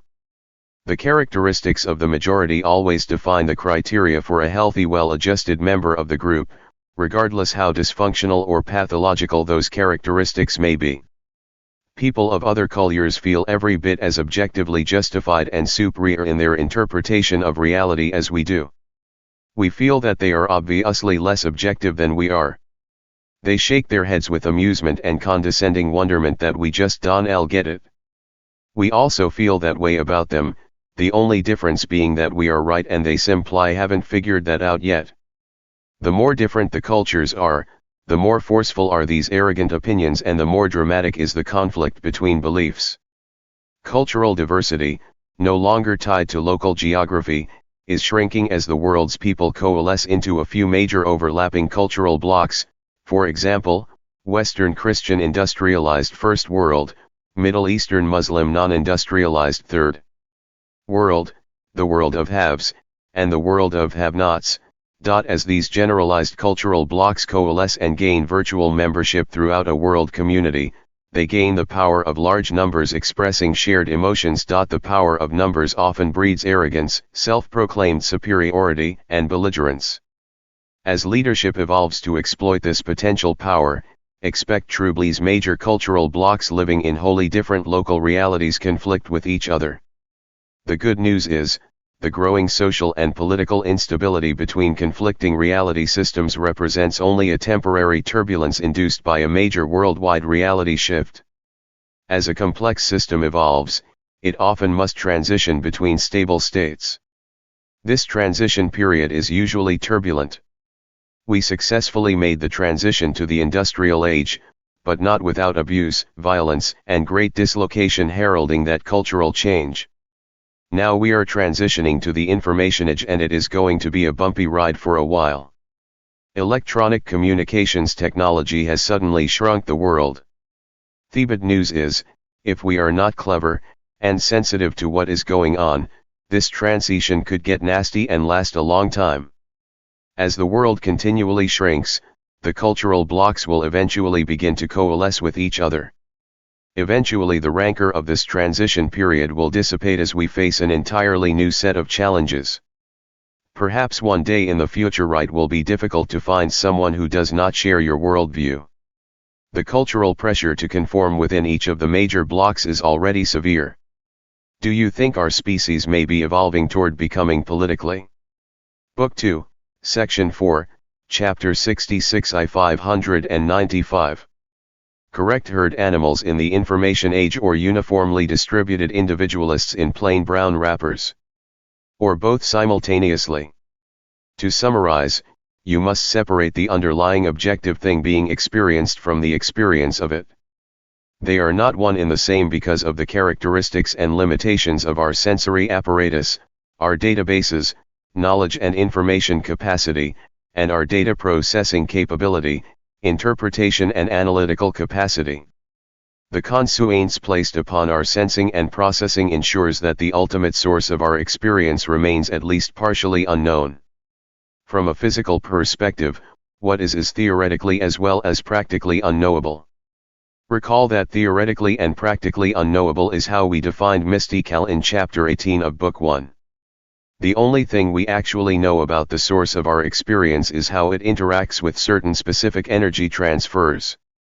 VT.RE send discrete packets of energy to it, and it interacts by sending discrete packets back. Remembering the discrete character of time from Chapter 29, Book 1, you should realize that energy transfers that seem continuous, such as plasma, are actually discrete from the viewpoint of modern physics and, at a finer level of detail, TBC. In fact, it is only the players themselves and the interactions between the players that need to be defined by the rule set.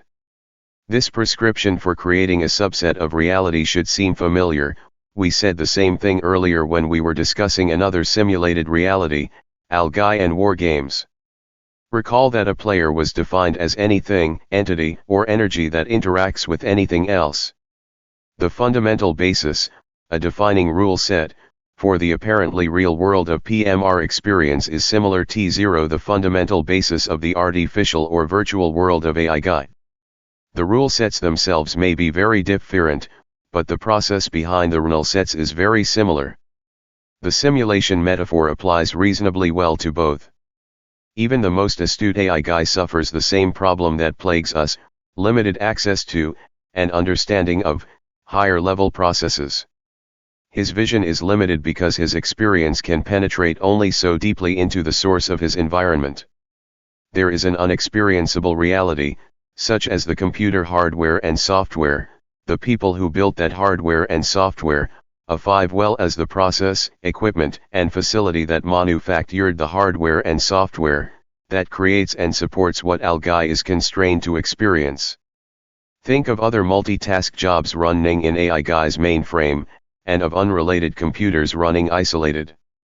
596 I my big TOE the mechanics of experience. Jobs in some other face of A, as being outside AI guy's local dimension of reality. The nature of the limitation of algae's experience and the dependence of that experience on the unexperienceable is not qualitatively different from ours. You can conceptualize or model our boundary between the unexperienceable reality, beyond the limited perception of beings within the space-time simulation, and the experienced reality, within the limited perception of space-time beings, as an energy packet exchange interface.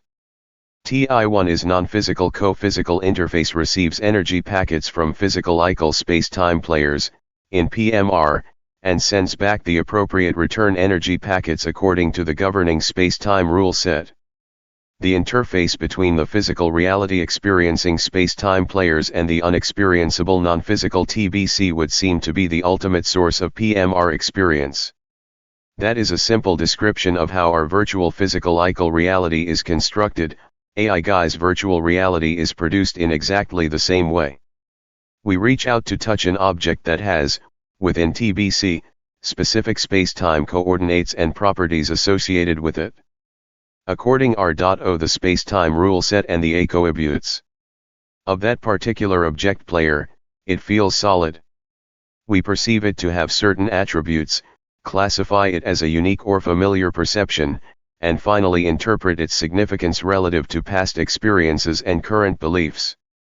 Subsequently, we define this perception to be an object that is both real and physical, and it becomes a pair of our local reality experience. Rocks and people and houses are real. Mass is real. Separation of two or more individual masses in space is real because I can put myself between them and move them independently of, and relative to, each other. Consequently, space is also real. I change, as does everything else, therefore time is real. Some apparently real things, such as rocks, taxes, dreams, and cocktail party chatter, may seem more real to certain individuals at certain times than others. All appearances of being real are derived from the interpreted perception that constitutes our experience. All are dependent upon the limitations of the sensing apparatus and the limitations of the interpretation that we give to the data collected, are two filters of variable and unknown quality that are always placed between us and the unexperienceable reality that lies behind or beyond our perception. From the PMR view, lies behind or beyond our perception means, lies within the non-physical. A few examples will make this clear. We think we see an object, but what we accrually perceive is a portion of the light energy in a discrete. Book 2, Section 4, Chapter 66 I 597. Packet form, that has interacted with the object, not the object itself. Next we must interpret this received pattern of light data. What we see is a function of the object, the attributes of the light that impinged on it, how that particular light interacted with that particular object, how the sensor, optic nerve, interacted with the light coming from the object, how we generated and interpreted the resulting optic nerve data, and finally, how we integrate this INTE1 PRET information with the rest of our X1, INS and beliefs. There are no less than 5 processes occurring between the object itself and our sense of the reality of that object. Each process has its limitations, dependencies, random components, variations, and error sources. Our reality is the result of these imperfect processes working and interacting together. Our other senses go through similarly complex processes. Fortunately, these processes and the science that represents them are generally consistent. Every time you look at a given object, under similar conditions, you see essentially the same representation of the same object, but you may or may not interpret it the same way each time. Your mental, emotional, and consciousness quality state is changeable, as are your beliefs, fears, understanding, focus, interests, perspective, experience, and knowledge base. Your interpretation depends on these as well as any errors, confusion, or random components. Each event is a unique experience. A quick aside is in order for those right-brained folks who don't give a damn about physical reality. The left-brain technoids in the reading audience might as well skip to the bottom of this aside or take a break and go get some junk food. I can hear grumbling in the background coming from the right eyes. So much about stuff, so little about meaning. You are absolutely right. There is another class of things that conscious beings define as real that we are purposely ignoring in this discussion of physical reality. Beliefs that appear as scientific, religious, or cultural truths, as well as emotions, attitudes, and values are mental constructs created within and by the minds of each individuated consciousness. It is not that these subjective realities are not important, to the contrary, they are primarily responsible for the bulk of the content within most individuated consciousness because of the strong influence they exert on the interpretation of the objective sensory data. It is the subjective interactions within your local real ity that determines and drives most of your objective activity, interaction, and that most often pushes the evolutionary levers of intent and motivation. However, because the subjective nature of your local reality is discussed elsewhere in this section, we are going to stay focused on physical experience. Nevertheless, it is good to keep in mind, as we go through this explanation of how physical reality is nothing other. 598 My big TOE the mechanics of experience. Then a highly structured and consistent experience of a consciousness constrained by the space-time rule set, that the content of consciousness and the quality of that content remain the most important attributes of sentient entities. Hang on my right-brained Ami.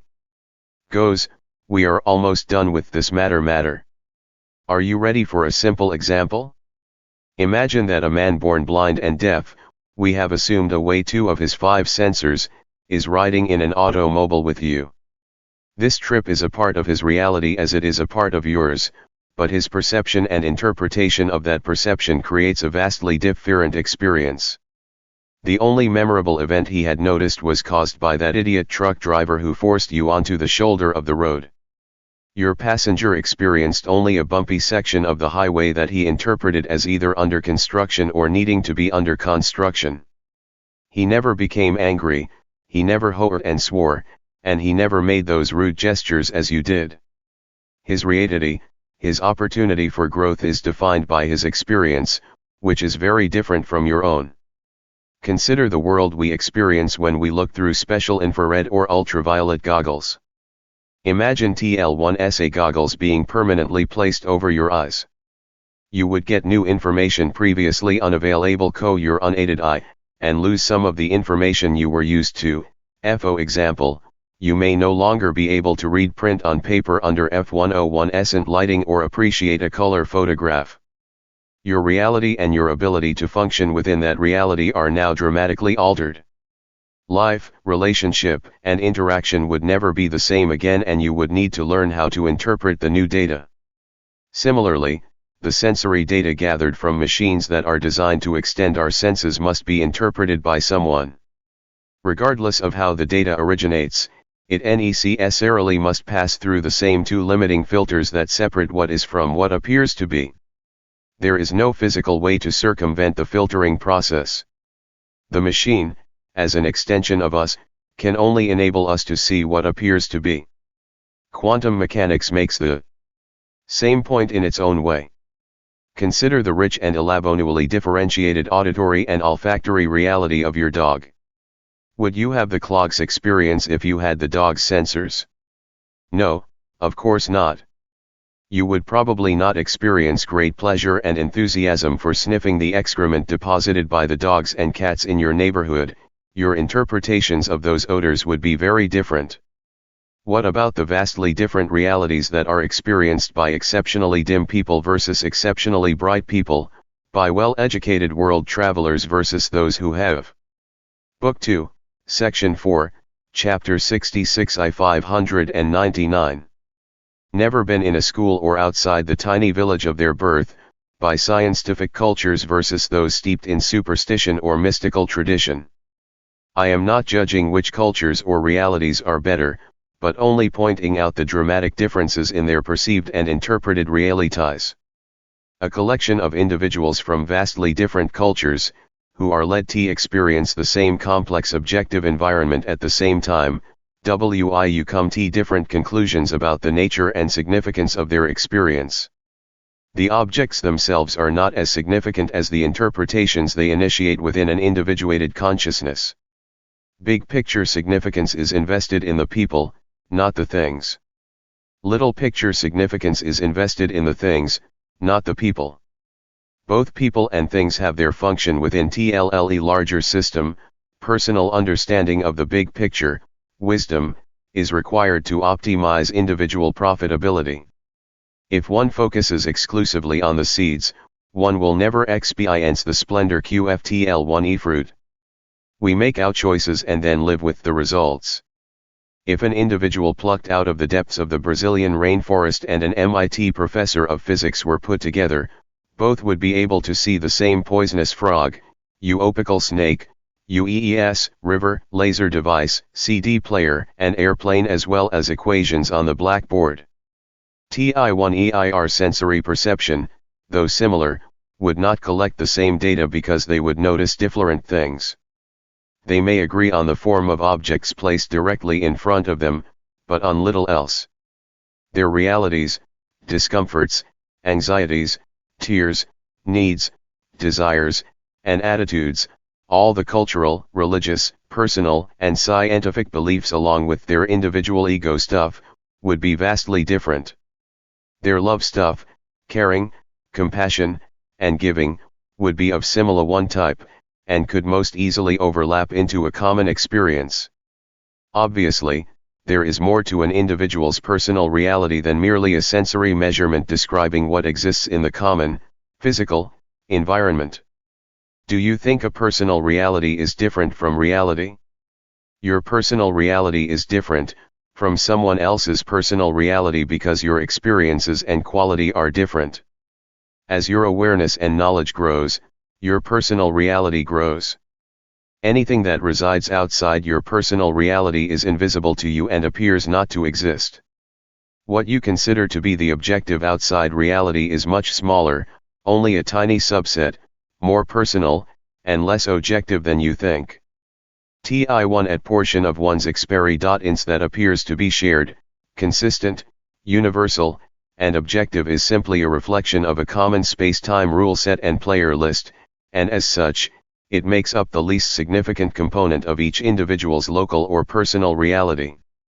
By comparison, your personal 600 my big TOE the mechanics of experience.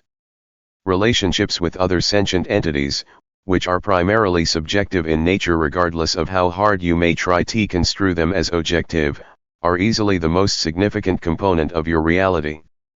Viewing your local reality as merely the output of an environment being viewed by particular sensors and given a particular interpretation is an oversimplification of the process that ignores the vast quantity of SPE objective content that dramatically modifies and constrains the COL-lect objective data. The local reality that each of us creates is wholly dependent on the particular filters we bring to the interaction.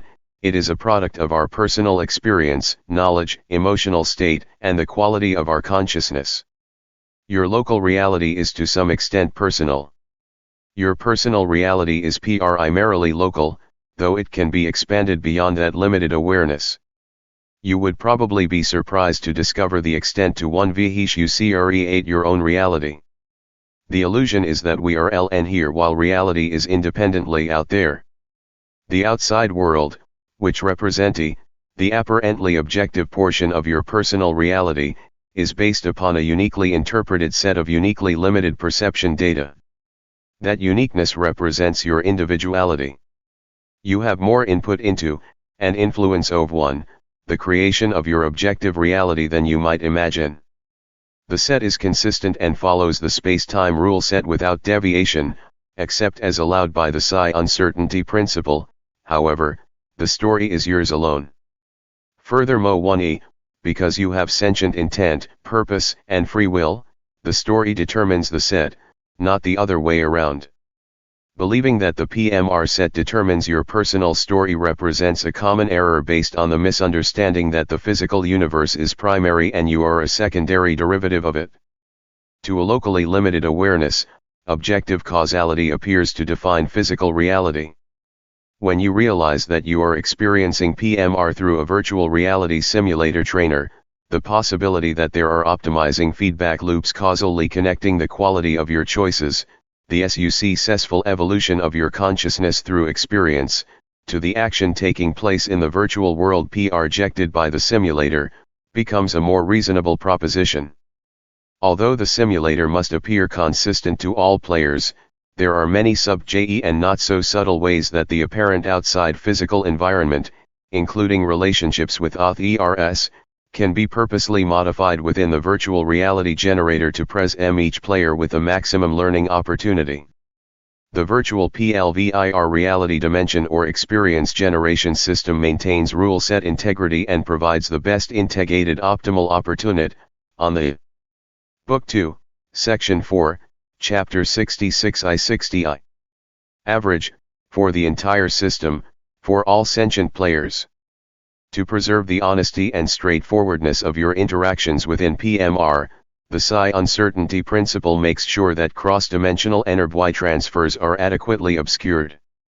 Your personal interpretations of the meaning and significance of your inside and outside experience automatically customize your personal real ITY in a manner that increases the likelihood of finding those experiences and opportunities that are most important to your individual evolution. Your local reality provides the playing field, the players, and the rules of the game. Its structure provides a context within which experience can take place and your free will can choose. It enables your individual evolution to unfold by supplying the complete player set, relationship and interaction, as well as the rule set that defines the permutative energetic interactions, objective causality. Contrary to popular belief, your local reality is not an objective place that you inhabit as you might inhabit a house. Nevertheless, your local real ITY is the result of your personal interaction with a seemingly objective outside world.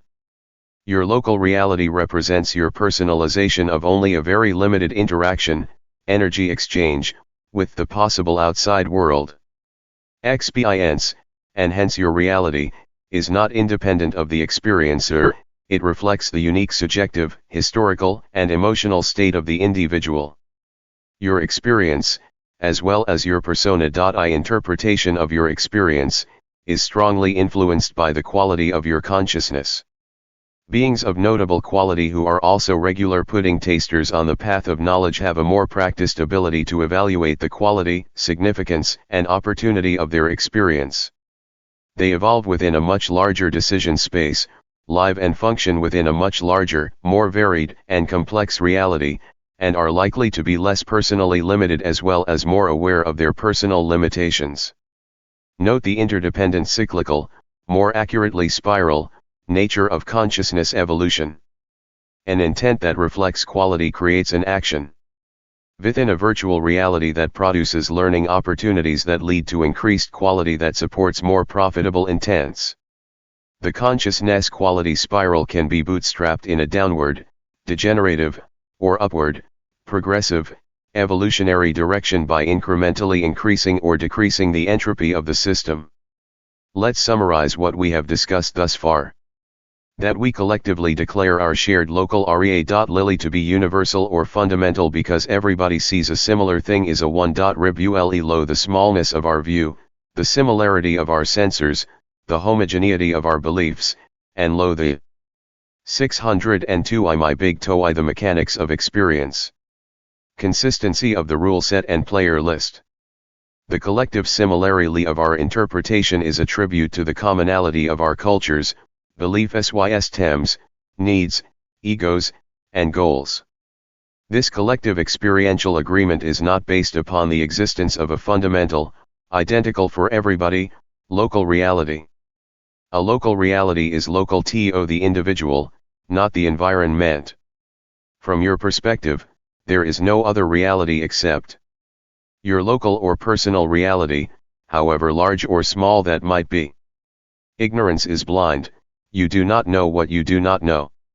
To a large extent, each individual and each culture or belief system creates its own local realities that are teeming with pertinent and challenging learning opportunities.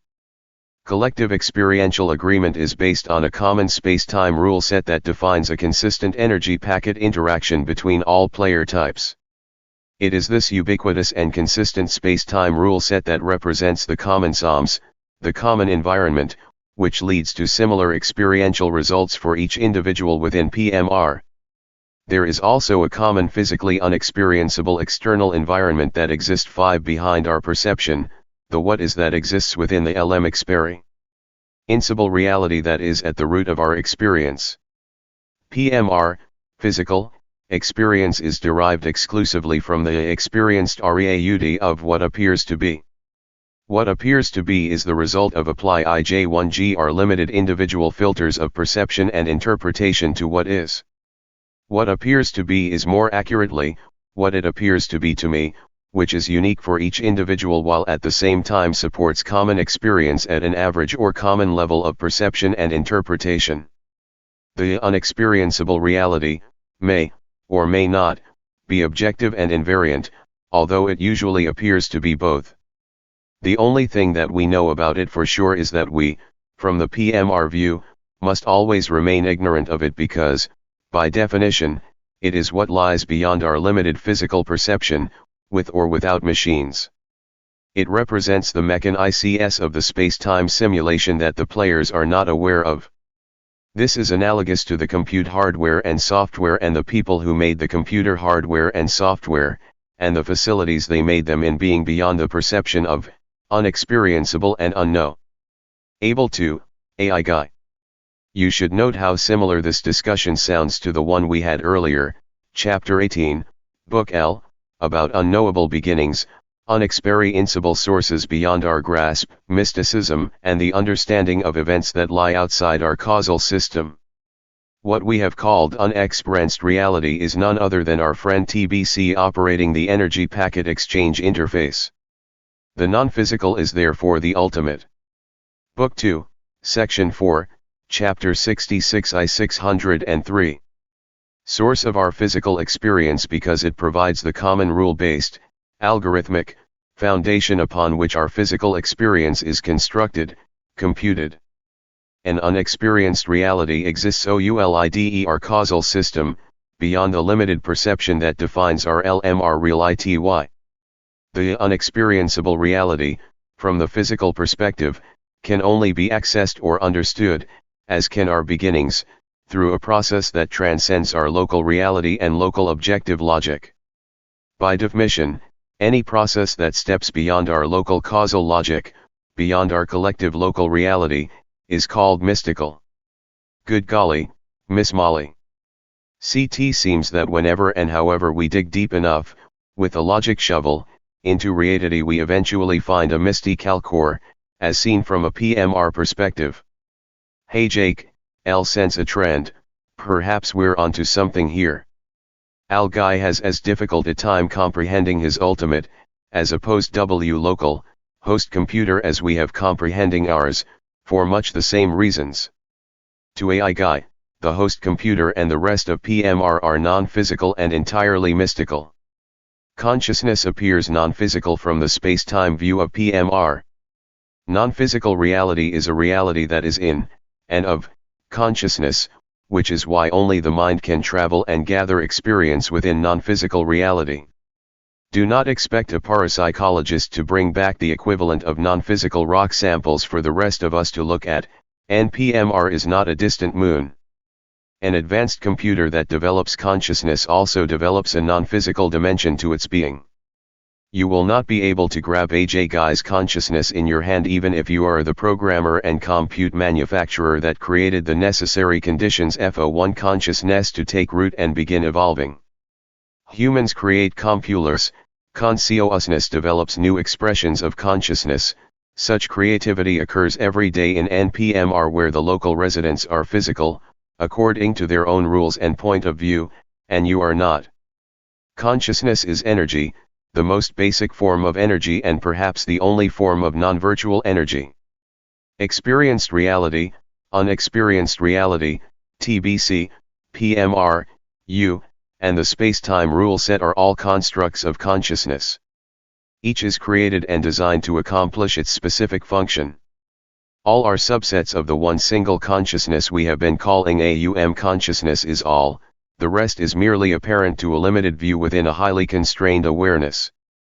A superb virtual reality, by definition, must always feel totally and convincingly physical low its inhabitants whether it is simulating PMR or NPMR. What appears to be non-physical is relative to what appears to be physical. The reality and entity is 604 I my big TOE the mechanics of experience. Mentally immersed in appears physical while all others appear non-physical. Each is as real and extant within TBC, EBC, or AUM as any of the or hers. The appearance of being physical or non-physical is relative to the viewpoint of the Ibsen 1 and hence, relative to the observer's knowledge, awareness, and consciousness quality. Logic tells us that our experience, from which our local reality is derived, exudes from a seemingly invariant, mystical, from PMR perspective only, core of unexperienceable reality. Remembering how a mystic from a little picture might actually be a scientist within a bigger picture, Chapter 20, Book 1, let us now poke our heads up beyond PMR. The first thing we non-physical scientists become aware of is that PMR physics represents a small subset of a much larger rule set that defines how TBC, subset of AUM's mind or consciousness space, implements the physical and non-physical components of us, our local reality, PMR, and OS.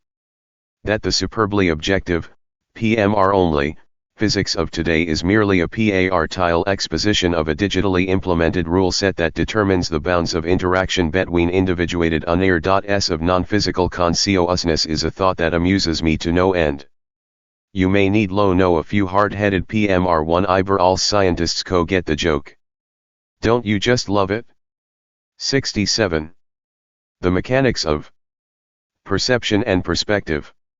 From the PL/ILR point of view, perception is an interaction of our sensors with some undefined unexperienced reality through an energy packet exchange interface that produces data within our central nervous system that, when interpreted, creates the experience with which we define our local reality. The perception process from our little picture viewpoint is simply a matter of physics, A11D how our biology and machines implement that physics. Either the unexperienced reality source nor the energy packet exchange interface is directly relevant to our experience of PMR. Similarly, neither the computer's power cord nor its processor chip is directly relevant to the experience of algae. Because the space-time rule set resident within TBC defines PMR physics, all science, and controls the output of the energy packet interface, that puts TBC directly in charge of defining and specifying what we perceive. TBC establishes the limits and constraints of our interactions with other players and provides the return energy packets across the I.interface that represents our interaction with what we perceive as our physical environment. If our past experience and the quality of our consciousness determine how we interpret the data from our perception, it would seem that something non-physical is in charge of and controls both ends of the process that creates experience, and transforms aware intent into action that can learn from that experience. Is it clear yet that our experience, including the physical experience that defines our local PMR-based reality, is sandwiched between, dependent on, and created by two wholly non-physical processes carried out within, and created by, consciousness itself? 606 my big TOE the mechanics of perception and perspective. Is Kai simple or whack? You and I are clumps of individuated consciousness engaged in a dance of energy packet exchanges through an interface that maintains the rules of the game. The book you are reading in your mind is the book I wrote in my mind.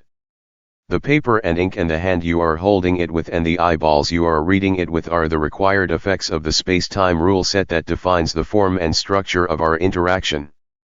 If you think the constraints of space-time are annoying because you are constrained to read word by word what a more natural, less constrained, mind could transmit, comprehend, and thoroughly absorb in a 2 quick big gulps, criminy, I had to type the damn thing with just 2 stubby lit physical fingers and a pair of drugstore glasses. That is simply the nature of space-time, simple, direct, slow, detailed, and relatively linear. As the experience within any good elementary school should be. This puts AUM and TBC in the driver's seat when it comes to defining our sense of reality within PMR. How could our cute little individual fleshy bodies and all the other physical things, critters, rocks, bushes, and earthquakes, that seem solid be nothing more than constructs of consciousness? How could our solid PMR reality be described as mind, a dream, a delusion, or as extant only in the mind of God, as it might be put by an imaginative PMR poet or hopelessly trapped PMR scientist? How can our physical and non-physical parts be integrated into one being? How is it that 11 Earth's beings, critters, objects, and energy are connected? How can all this be on a big communications net or part of a grand digital simulation? If you have been paying close attention, you should know the answers to these questions.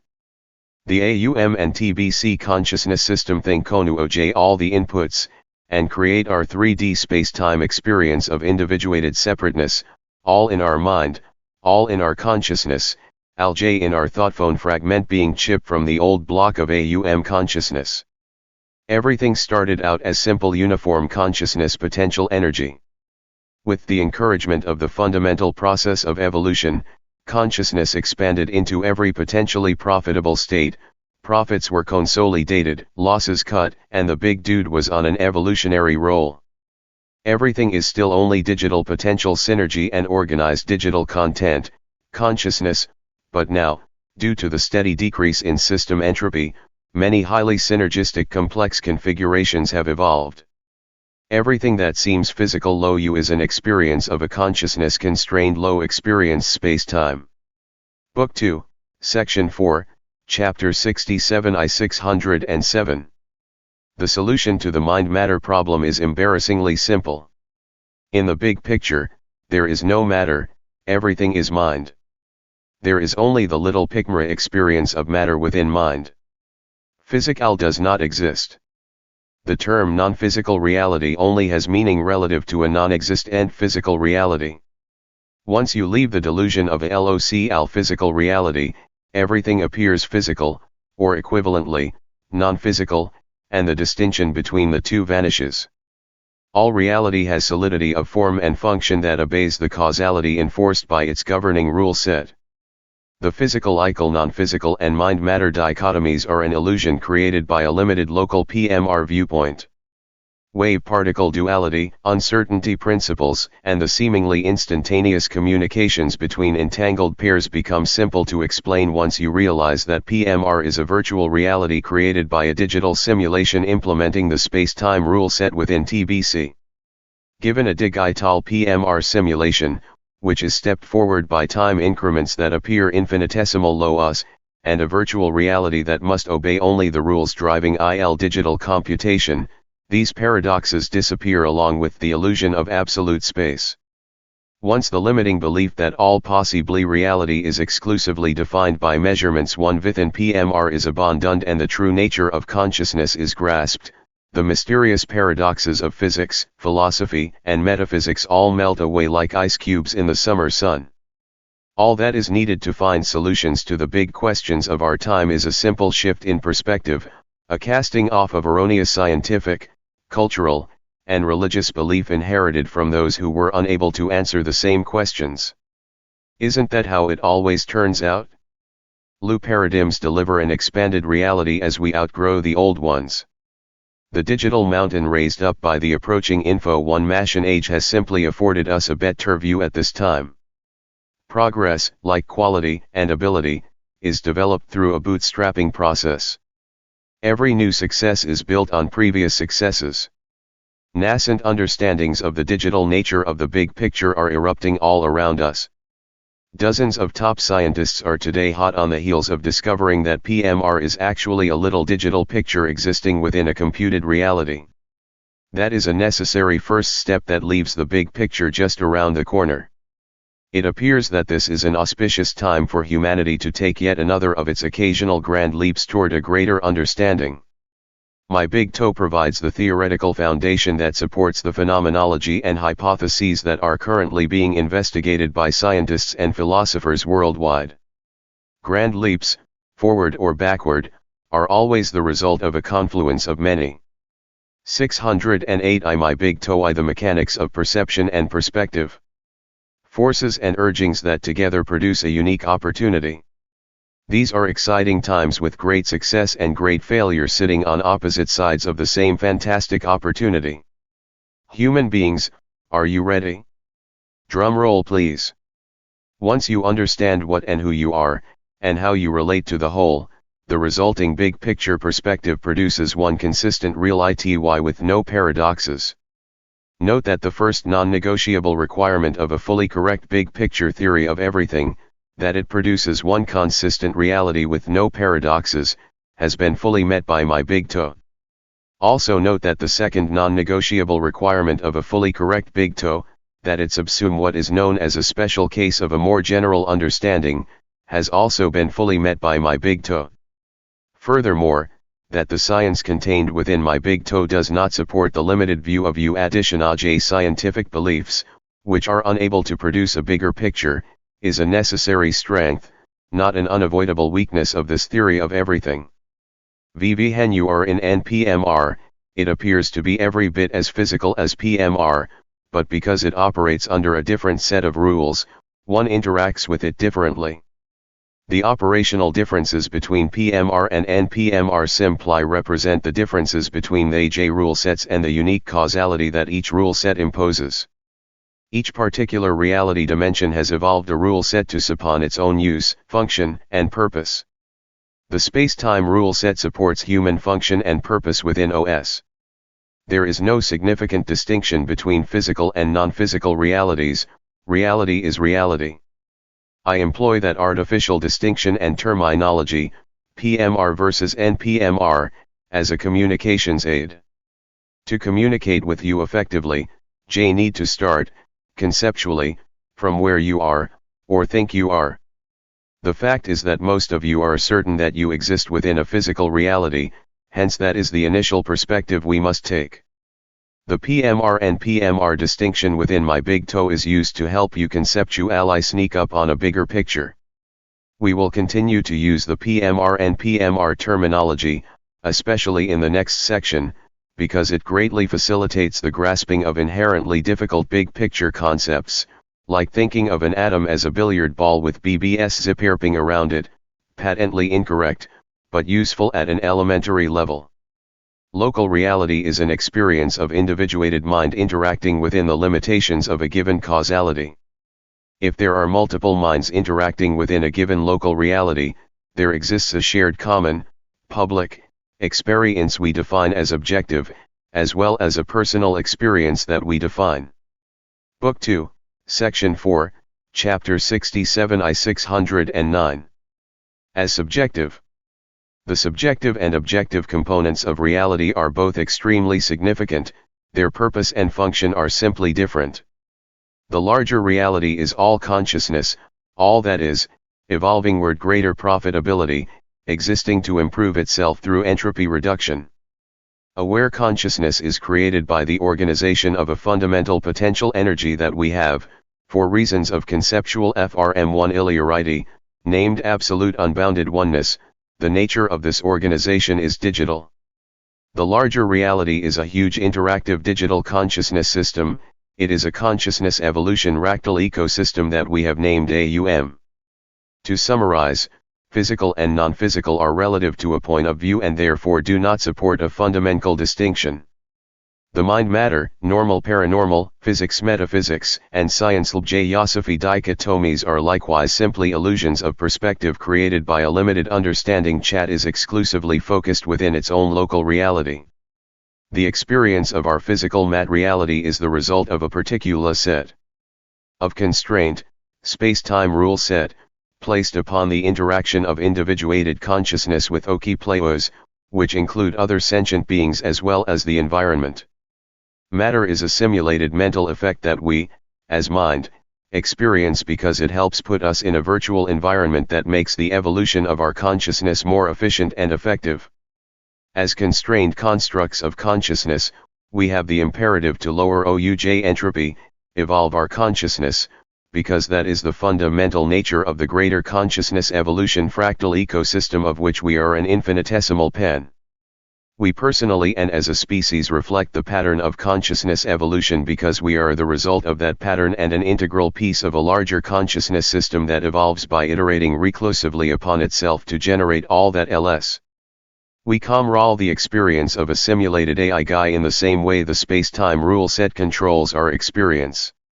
We define what he can perceive, what data he can access, and the rules by which he processes the information he collects. We prescribe the boundaries of his experience and reality in order to create the optimal, for our purpose, simulation tool.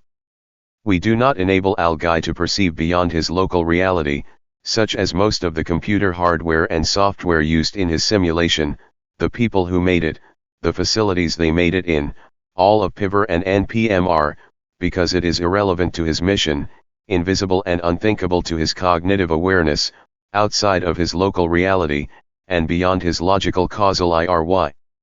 To Algai, these higher-level things would appear, if they were explained to him, to be non-physical mystical nonsense existing within a different dimension. Computer hardware, power cords and electrical outlets. 61.0 My big TOE The mechanics of perception and perspective. Programmers and the software they produce, and simulation laboratory facilities simply do not exist from his limited point of view, and if he is anything like his human brothers, there is no way to convince him otherwise, because he simply does not have the conceptual framework to expand his reality enough to perceive and understand the bigger picture from which he has been derived. You might as well explain to a fish how to dance an Irish jig as tell a man that he is non-physical consciousness. On second thought, that is a poor analogy.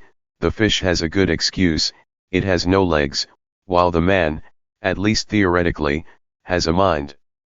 68. PMR as a virtual reality game. Let's look at reality from an entirely different viewpoint. We may create or customize our own local reality through our personal interpretations, but we certainly do not create all reality. A larger reality exists apart from us that appears to be centered in the non-physical because it exists outside our local physical reality dimension. We are a subset of that larger reality, and we interact with it through our individual personal minds. Our bodies and their physical experiences are a product of our minds interacting within the constraints of the space-time rule set with other players, both sentient and non-sentient, and other minds in a mutually interactive dance of aware but limited consciousness exchanging discrete energy packets in a process called interactive experience. A good way to get a rational grip on this concept is to perform a Gedanken experiment of your own. Ponder a future virtual reality game. Before Refo's virtual reality game begins, your body is put into a perfect sensory deprivation tank where you blissfully float. The advanced and powerful computer running this game is connected directly to your brain. 10 Special gloves, helmets, pressure suits, or tilting, shaking, rock and roll platforms are necessary. The computer hosting the game is connected wirelessly to the nerves or brain areas where each and all your sensory data input is received on its way to being processed. This virtual reality biocomputer game machine has been programmed with an advanced understanding of biology, physiology, physics, and of how the senses interact. Such an advanced, super-duper, totally cool, virtual reality game machine can simulate and then stimulate your central nervous system with such accuracy that you have a complete, scientifically exact, and absolutely real. 612 My big TOE PMR as a virtual reality game experience. This virtual reality machine produces an artificial or virtual experience that is indistinguishable from real experience. You cannot tell the difference. Because the natural input from your actual body are blocked while you are hooked up to this machine. If you lingered too long as a participant in the gourmet foods of the world virtual reality game, regularly ate your fill of the world's best virtual filet mignon with the world's freshest virtual steamed vegetables and most delicious virtual fresh fruit, you could physically starve to death without noticing the real you was hungry. You get the picture. This virtual reality game is a marvel of technology that produces absolutely realistic experience. Imagine that this virtual reality game is a multiplayer game. You and a group of your friends, along with many thousands if not millions of others, are playing this game together. The computer tracks the interactions between the players and integrates their experiences. Some multiplayer computer games do a limited version of this type of virtual reality simulation now. You and your friends chose the Jungle Safari game. Consequently, the computer supplies the appropriate rainforest environment for your party and populates it with all the critters, object, and energy, with one climate, earthquakes, wind, volcanoes, and so on, that would naturally be there. Your mind and the computer's rule set together create a rule-based, consistent, causal, objective space-time experience where the free will initiative of you and your friends drives action to its logical conclusions and simulated physical ramifications. The final results are determined by the computer's rule set and the actions or lack thereof that you and your friends take. Your seeming reality, local virtual reality, is created by your interpretation of YOM virtual perceptions. These virtual perceptions and interpretations create a virtual experience that provides opportunity for you to learn from the results of the actions that express your intents.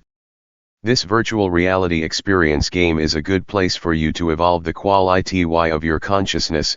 It makes a great training machine. All the while there is also a larger reality that contains your actual floating body, your spouse, mortgage payment, and the new car that you left sitting in the parking lot of Sam's virtual reality emporium. TI1 is outside reality is not causally connected to your virtual reality, and from the point of view of your virtual reality, it is non-operational, non-physical, and does not exist. Do you get my point? The technology one am describing is near enough to our reality that you should be able to follow, imagine, the storyline without difficulty. Telling this story 60 years ago would have left the Book 2, Section 4, Chapter 68 I 613. Audience without a clue as to what I could possibly be talking about. It would have appeared to be pure fantasy, absolutely impossible, idiotic wild concepts beyond comprehension. 60 years ago, when Albert Einstein was pondering relativity theory, people would not have known what a digital computer was. The first digital computer, ENIAC, was developed at the University of Pennsylvania for the U.S. Army between 1942 and 1946. 60 years from now, computers will be, assuming Moore's law, 1 trillion, that's 12 orders of magnitude or 1012, times faster and more capable than they are today. Better yet, that improvement factor of 1 trillion is likely to be an outrageous understatement given the high probability that multiple breakthrough technologies will be discovered during that time span. That is more number crunching power than we can conceive of. The only thing we can say for sure about what 1VE will be doing with a trillion times the present computational Po1 is that it is beyond our comprehension to imagine. Can you imagine this? Our children and grandchildren will be living in a world that is today totally unimaginable to us? That is how quickly things are changing and the process continues co-accelerate. On 90 years from now, near the end of the present century, Moore's law predicts our computers will be 1,000,000 trillion, L01s, times faster than today's computers. What do you think your grandchildren, great-grandchildren, and AI guy are going to be doing with that much digital capability? On the other hand, even with breakthroughs, processing speeds could go asymptotic long before they reach an improvement factor of L08, who knows? What L-Lo know is that within a single human lifespan, AI guy and the future applications of digital computing will most likely be vastly different from anything that we could possibly imagine, even in our wildest dreams. Today, a person with a technical education might reasonably ask when a close approximation to this virtual reality game might be expected to hit the market. If this concept seems theoretically doable to lie old dumb down us just 60 years after outrageously slow and clunky digital computers were invented, what kinds of digital magic do you think AUM might be able to pull off with his puddles of individuated consciousness that don't need to be wired, fed, pay mortgages, drive cars, or rub up against each other for personal gratification? AUM actually has a much simpler problem. Granted, AUM sets are larger and more detailed, but thou requires only some additional computer memory and crunch power, no problem for an apparently infinite, brilliant, digital consciousness thou operates in a frequency space. 614 my big TOE PMR as a virtual reality game. That has a basic time increment that is 80 orders of magnitude smaller than our second. In fact, it is so easy there are many versions of PMR humming along in parallel, and the big dude never breaks a sweat. BD makes the coolest games, man. Totally cool. 69. Real mystics don't smoke. Ciggies in the bathroom. Had about the scientists and mystics who already knew everything I have. Explained about the big picture? You know, the individuals who are reading these books just to see if I got it right. Do these people represent a glitch in the system? Are they screwing up because they are peeking behind the scenes, looking on the other side of the energy packet exchange interface instead of obeying the rules of space-time like the more normal citizens of PMR? No way. We are not put in space-time like a zookeeper put an animal in a cage. We are not caged at all. We are consciousness, no more, no less. We have at OM command all the attributes and abilities of a sentient individuated consciousness with free will. We are a part of AUM and contain the characteristics and potent energol of the whole in our part. We are in space-time T.O learn, to grow the quality of our consciousness, to evolve. Once we have evolved our consciousness to the point that the space-time construct is no longer an efficient tool for evolution, we go on to other things. Space-time constitutes a learning lab, an educational environment to grow in, not a jail. LL is more like an elementary school than a detention center. The point is, you are supposed to graduate eventually, not merely hang out with your friends, smoke ciggies in the bathroom, and skip classes. If you pay attention, try hard, do all your homework, and taste test lots of experimental pudding, you will someday grow up and be one of the big picture kids. Then you will realize a closely held secret that only the big kids know. Listen up. I am going to spill the beans. This is the major secret of life. Are you ready for this? Here goes, drum roll please. You can learn. 616 my big toe real mystics don't smoke ciggies in the bathroom. More if you try, pay attention, study, and practice, than you can if you just wander around in the school hallways waiting for gratuitous insight, or by hanging out with the smart kids. That's it. That is the biggest and best secret one have. One blab that secret to people who want to know something deep and meaningful, but most of them don't actually get it. All life's great secrets share this attribute, merely voicing the secret does not divulge the meaning, it only becomes profound, and therefore makes a difference to your life, when you are ready to absorb its significance within the context of a bigger picture.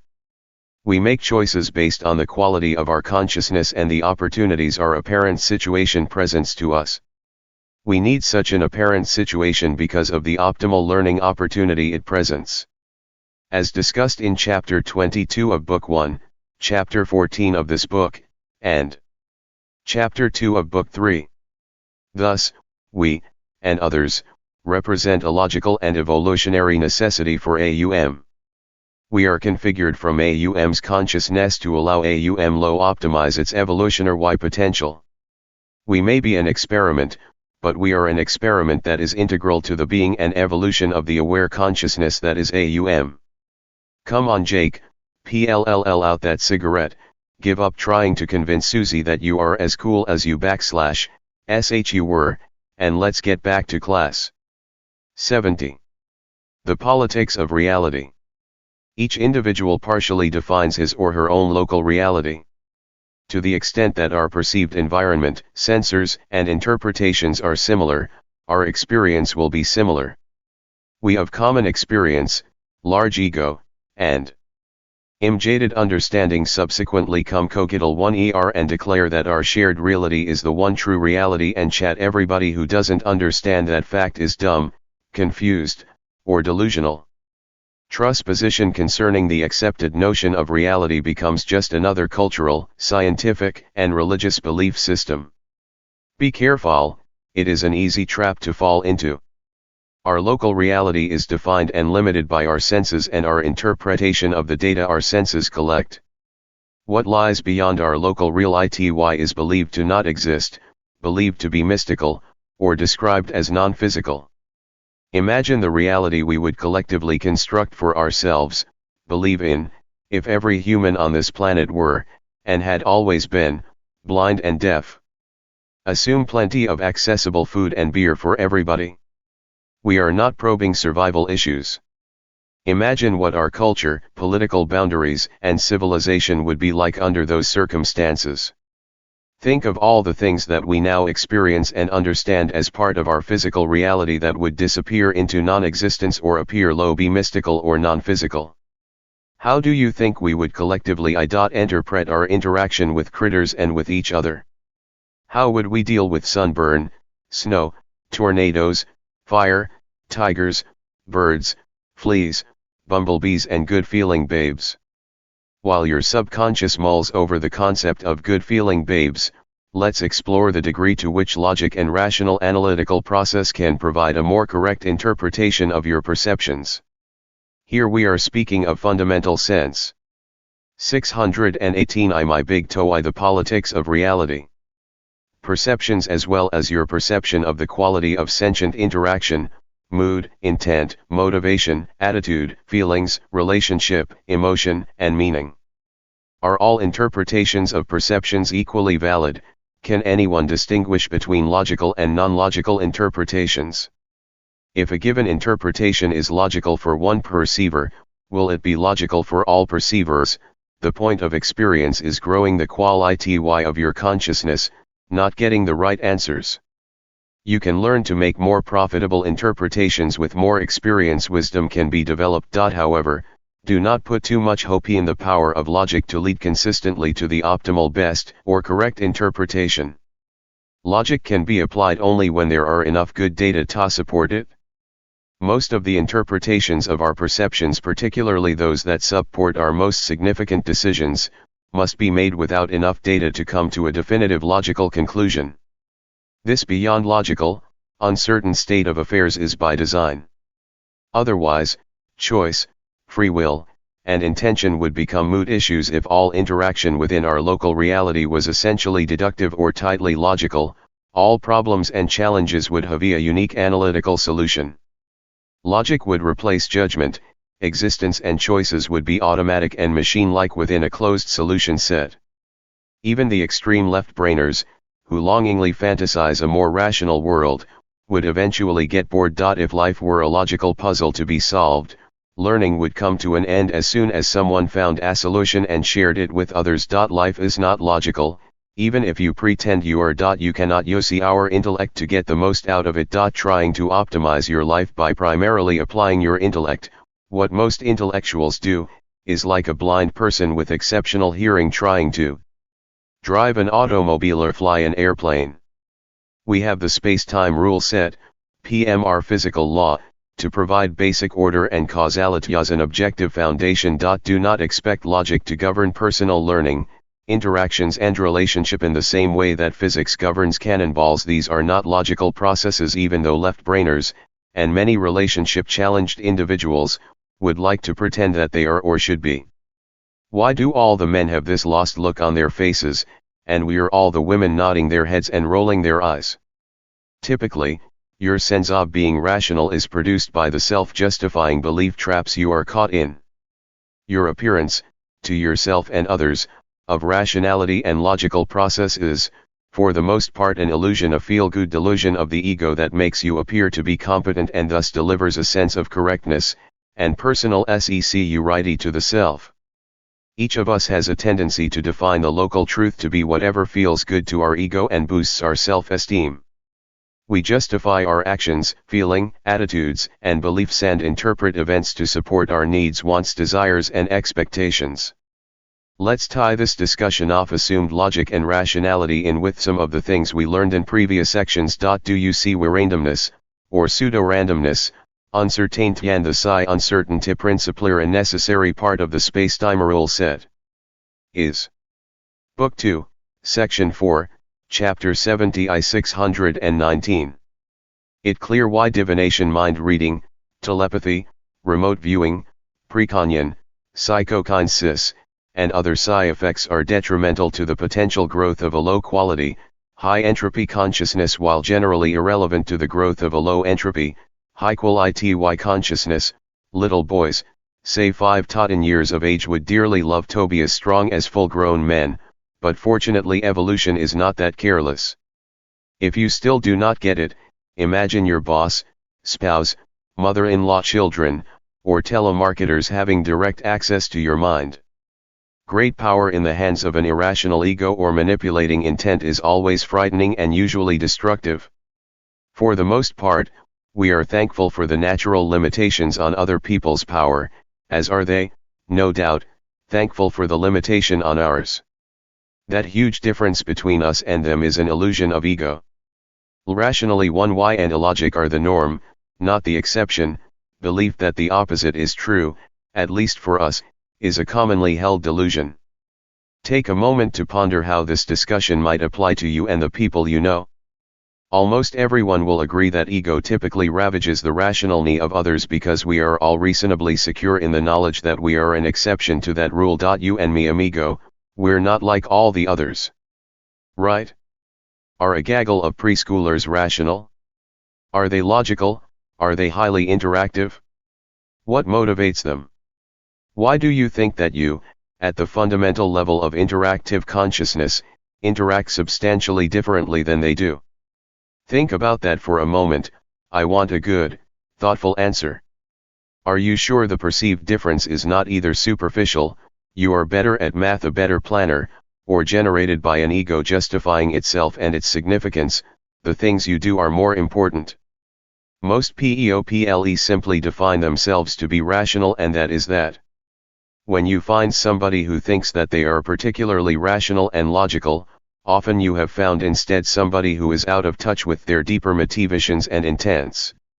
Simple analytical thinking often masquerades as basic intelligence and issues to support a superior claim to correctness, a self-serving logic and rationality that justifies dominance, wants, needs, and desires. People who live entirely out of their heads and exist primarily in intellectual space often are sadly shallow and severely limited by the belief that they are primarily logical beings and that the employment of rationality and logical analysis is the highest and loftiest goal they can aspire to. The most important things in life are not things that can be adequately dealt with or experienced through analysis and logical process. Such self-directed impoverishment and limitation is held up as an ideal in Western culture. Do not get carried away. I am not implying that all logical process is fraudulent and useless. It can be a wonderfully productive tool. I live and work by it every day. Science is based upon it, it is the foundation of my big TOE.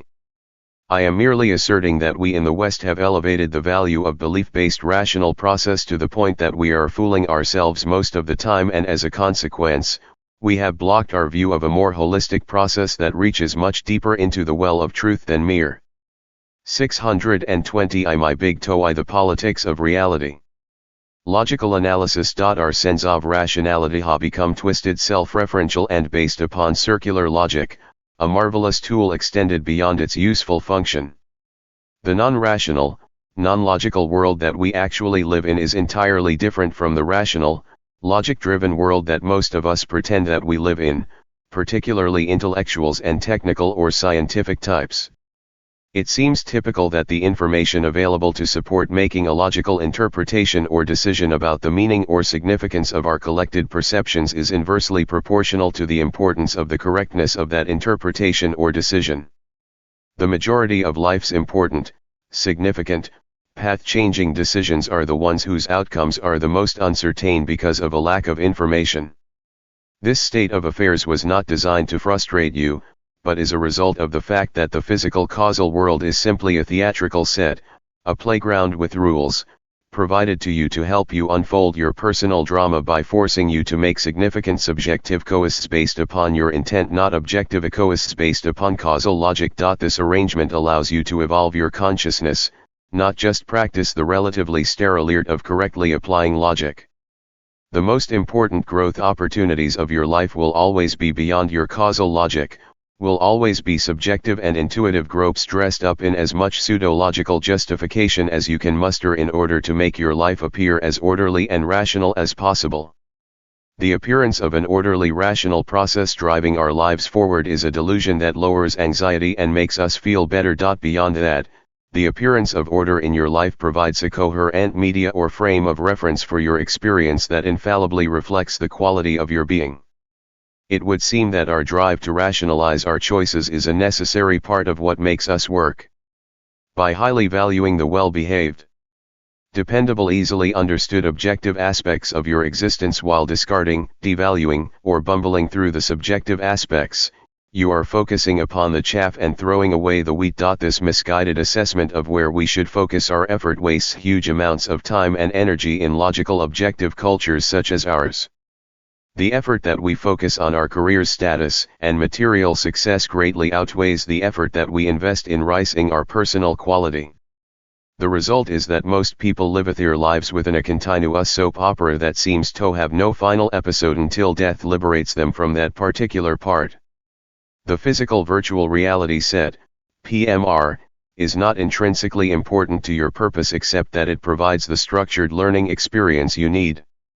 The iterative expression of your intent as it assimilates feedback derived from the results of your interactions with others is what allows you to pull yourself up by your bootstraps, lower your entropy increment by increment through a long-term personal program of self-improvement.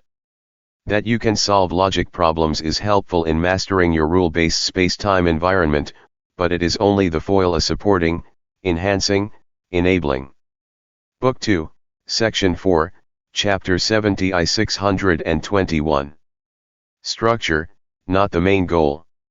Understanding the objective causality of your virtual learning lab is important like your house and car is important. Understanding the subjective and intuitive nature of your most significant decisions is important like your children or parents are important. Big decisions, important decisions, are usually complex and span many uncertain issues and are therefore least amenable to a logical solution. Where did you leave your glasses? Use logic as best you can. Who should you marry? How should you go about improving the quality of your consciousness? Forget logic. It's not going to help much. Because we seldom know how things will change or how relationships and interactions with others will progress, even if we could fully specify present states, how could our logical analysis penetrate very deeply?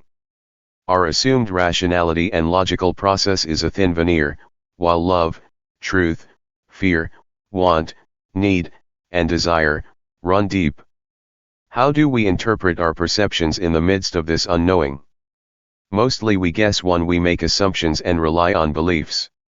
We go with a hunch, from the heart, or with a gut feeling. We pretend, usually without intellectually knowing that we are pretending, that we are logical or that we know more than we do. We develop theories, we extrapolate past experience into the future. We use our intuition, which is our normal connection to the non-physical part of our being. How we ultimately interpret our perceptions depends on our knowledge, previous experience, understanding, wisdom, and the quality of our consciousness. We try the best we can to be rational, or at least to appear to be rational. I expect that you may have noticed the many feedback loops and functional interdependencies that connect perception, interpretation, logical analysis, experience, wisdom, belief, and the quality of your consciousness. If not, take a moment to ponder the maze of interdependent connections and interrelationships. Don't rush, take as long as you need, I'll wait for you. Interpreting your experience can be tricky if the quality of your consciousness is low. Belief and ego can strongly color your interpretation as well as your perception. Many of man's most horrific experiences, war, including holy wars, genocide, racism, ethnic cleansing and so forth, are motivated by ego in the service of belief.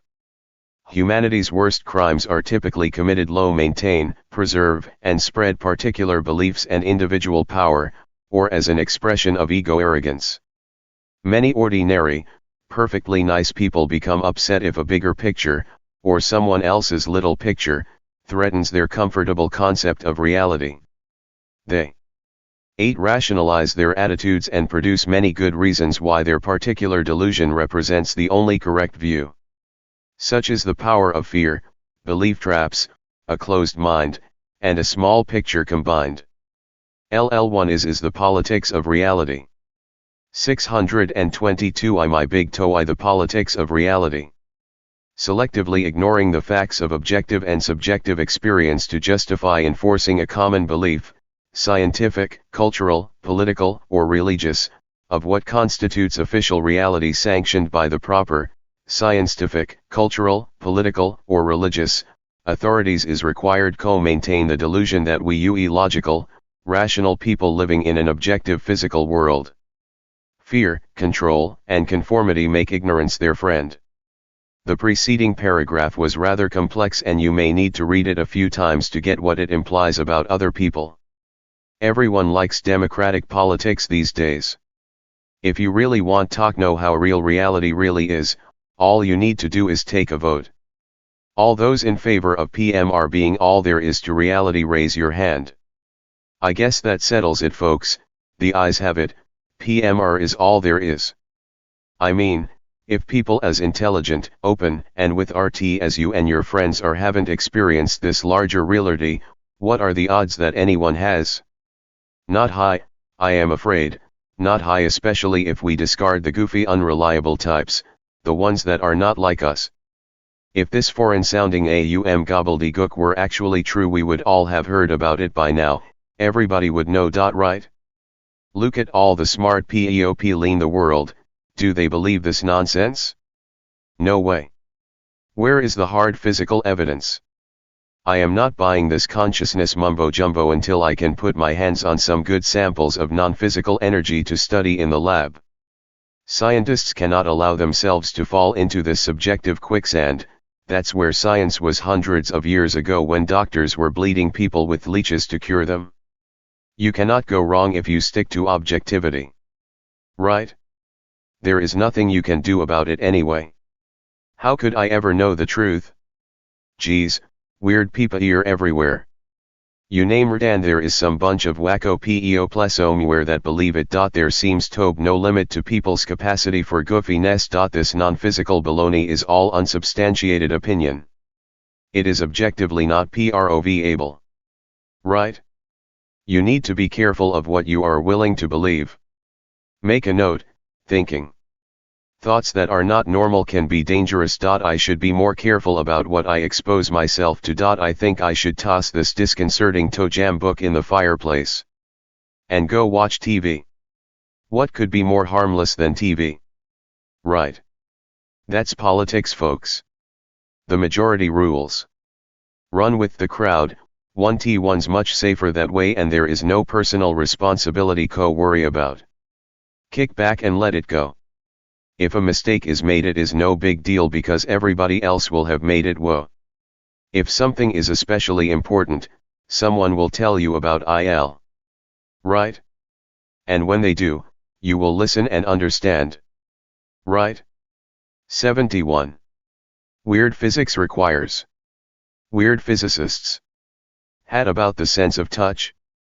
Isn't that the sense that gives us our most trustworthy feel for reality? The eyes and ears, our dominant sensors, can be tricked rather easily. Illusionists make a living by tricking us into believing something that is not true. Mass banging into mass, now that feels real. If you can get your hands on it, you know it is not an illusion, right?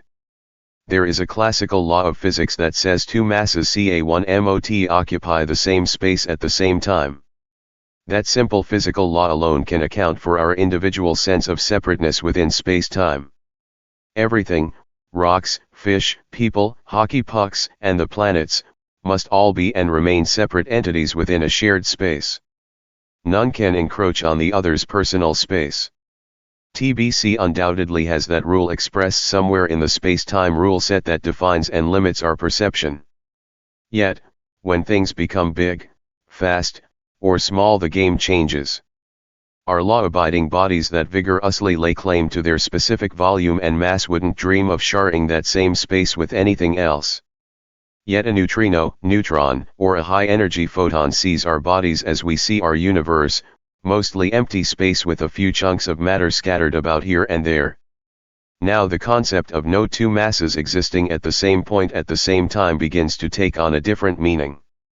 At a smaller, quantum, scale where the classical view breaks down completely and a particle seems coexist as a smeared out probability distribution, that particular physical law seems to have developed a statistical loophole. Wherever the mechanisms and processes of our perception are coarse enough to disturb what we are attempting to perceive, direct observation 624 My big TOE weird physics requires weird physicists. Becomes impossible. If this situation occurs because we are probing the boundary between experienceable and unexperienceable reality, we should expect the result to be strange because essentially we are probing the boundary between our local reality and the algorithms and mechanisms that TBC uses to implement its rule set from outside our causal system. The boundary between what we can perceive, experience, and the unexperienceable reality, which is the source of that percept.ion but at the same ti.me forever beyond our perception, is the boundary between our local reality and a mystical reality, from TJ1e view of PMR. This is the boundary between physical objects and consciousness, between what appears, from me view of PMR, to obey our law of causality and what appears to flaunt that law. It is also the boundary between our bodies and our mind, soul, spirit, and intuition. This boundary separates the normal from the paranormal and, if a bridge between the two is developed, defines and enforces the psi-uncertainty principle discussed in chapters 13 and 14 of this book.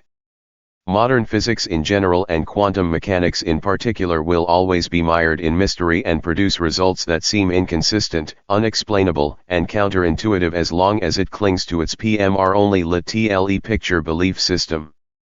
Quantum physics will remain confusingly abstruse as long as it stubbornly requires the NPMR reality camel to be forced through the eye of the PMR reality needle, or the NPL/1IRNEL elephant to be pulled out of a PMR acorn. Until the self-imposed belief blindfold is removed, the outer boundary of little picture science will remain confused, out of focus, and apparently mystical. Inside that boundary, scientists will continue to unravel the space-time rule set one fact and relationship at a time. Discovery constitutes a journey that is much longer and more personal than most people think. Take your time, and focus on where you want to go. Understanding the rule set mat governs your local reality so that you can manipulate male real existence 1.0 suit your needs is all well and good, but understanding the big picture is vastly more significant. 72. Section 4 Postlude. Hail, hardy reader! Thine open mind and force of will are truly extraordinary. If you have made it to this point, unless you have skipped around a lot, you have proved yourself to be no shrinking metaphysical violet. By now those with little to no experience beyond PMR have had almost everything they ever believed in thoroughly trashed or turned upside down and inside out. That could cause an uncomfortable, lost, sad, or empty feeling. Or maybe a drifting free with no roots feeling. Has some nasty person torn up your comfortable old ruins? How rude. Fortunately for me, the culprit is you. I simply supplied the hoe, trowel, and rototiller, or was that a bulldozer, and gave some encouragement. Don't worry, such feelings are often the doorway to a better place than you inhabited before. Award yourself for more of those highly coveted beautiful golden stars, paste them in your book next to your name and you will feel better. On the other hand, those with considerable experience outside the confines of PMR will have found a conceptual structure and context that makes sense out of all those unusual experiences that they knew were significant, but simply could not explain or integrate into their worldview. For these folks, my big toe holds the promise to transform the incomprehensible into the well-understood, the mystical into the mundane, the fear of being strange into the assurance of being normal, and far outseek search 11G blindly by trial and or into well-reasoned individuals with a good explanation of what they are doing and why they are doing it. From the opposite point of view, let me remind you that this book is flammable, and you can always forget the entire thing. Hey, that's not so. 626 My big toe section 4 postlude. Bad, you get a great fire starter for your fireplace, and can easily dismiss my big 70 pounds as my big dulmian, the ravings of a wacko physicist who has obviously lost his way. Either way, you ought to read the next section. Section 5 is the result of everything we have accomplished in the previous sections. It's where you begin to see how everything previously mentioned begins to pull together into a coherent, that's my opinion, model of reality. Section 5 reveals the mechanics of how the larger reality functions and describes many of its processes. LE will tell you what's out there, why your unusual experiences are as they are, and how and why they are rationally bounded.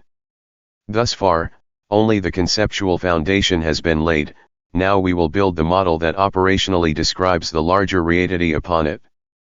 A11 EAD. The trail gets steep in a few places, because the structure and processes of reality can get complex, but most of the conceptual heavy lifting is behind us. To get the most out of Section 5, you will need to continue to be an intrepid explorer. Open-minded skepticism, perseverance, and dogged personal stamina will be required in Section 5 at least as much, if not more, than they were in the previous sections. Now let's go straight away to Section 5 and discover what reality looks like from the inside. Book 3. Inner Workings. Section 5. Inner Space, the Final Frontier. The Mechanics of Non-Physical Reality, a Model. Section 6. The end is always the beginning. Today is the first day of the rest of your existence. Synopsis of Book 1 and Book 2. Book I, Awake 11 I11G, Section LL provides a partial biography of the author that is pertinent to the subsequent creation of this trilogy. This brief look at the author's unique experience and credentials sheds some light upon the origins of this extraordinary work. The unusual associations, circumstances, training, and research that eventually led to the creation of the My Big Picture theory of Eve 1 Youthing, My Big TOE trilogy are described to provide a more accurate perspective of the whole. Book L, Awakening 11G, Section 2 lays out, logically justifies, and defines the basic conceptual building blocks needed to construct My Big TOE's conceptual foundation. It discusses the cultural beliefs that trap our thinking into a narrow and limited conceptualization of reality, defines the basics of big picture epistemology and ontology, as well as examines the nature and practice of meditation. Most importantly, Section 2 defines and develops the two fundamental assumptions upon which this trilogy is based, a high-entropy primordial consciousness energy form called AUO, absolute unbounded oneness, and the fundamental process of evolution. AUO eventually evolves to become a much lower NUOP consciousness energy form called AUM, absolute unbounded manifold, though neither is absolute or unbounded. Using only these two assumptions, Section 2 logically infers the nature of time, space, and consciousness as well as describes the basic properties, purpose, and mechanics of our real ITY. Additionally, Section 2 develops the concepts of the big computer, TBC,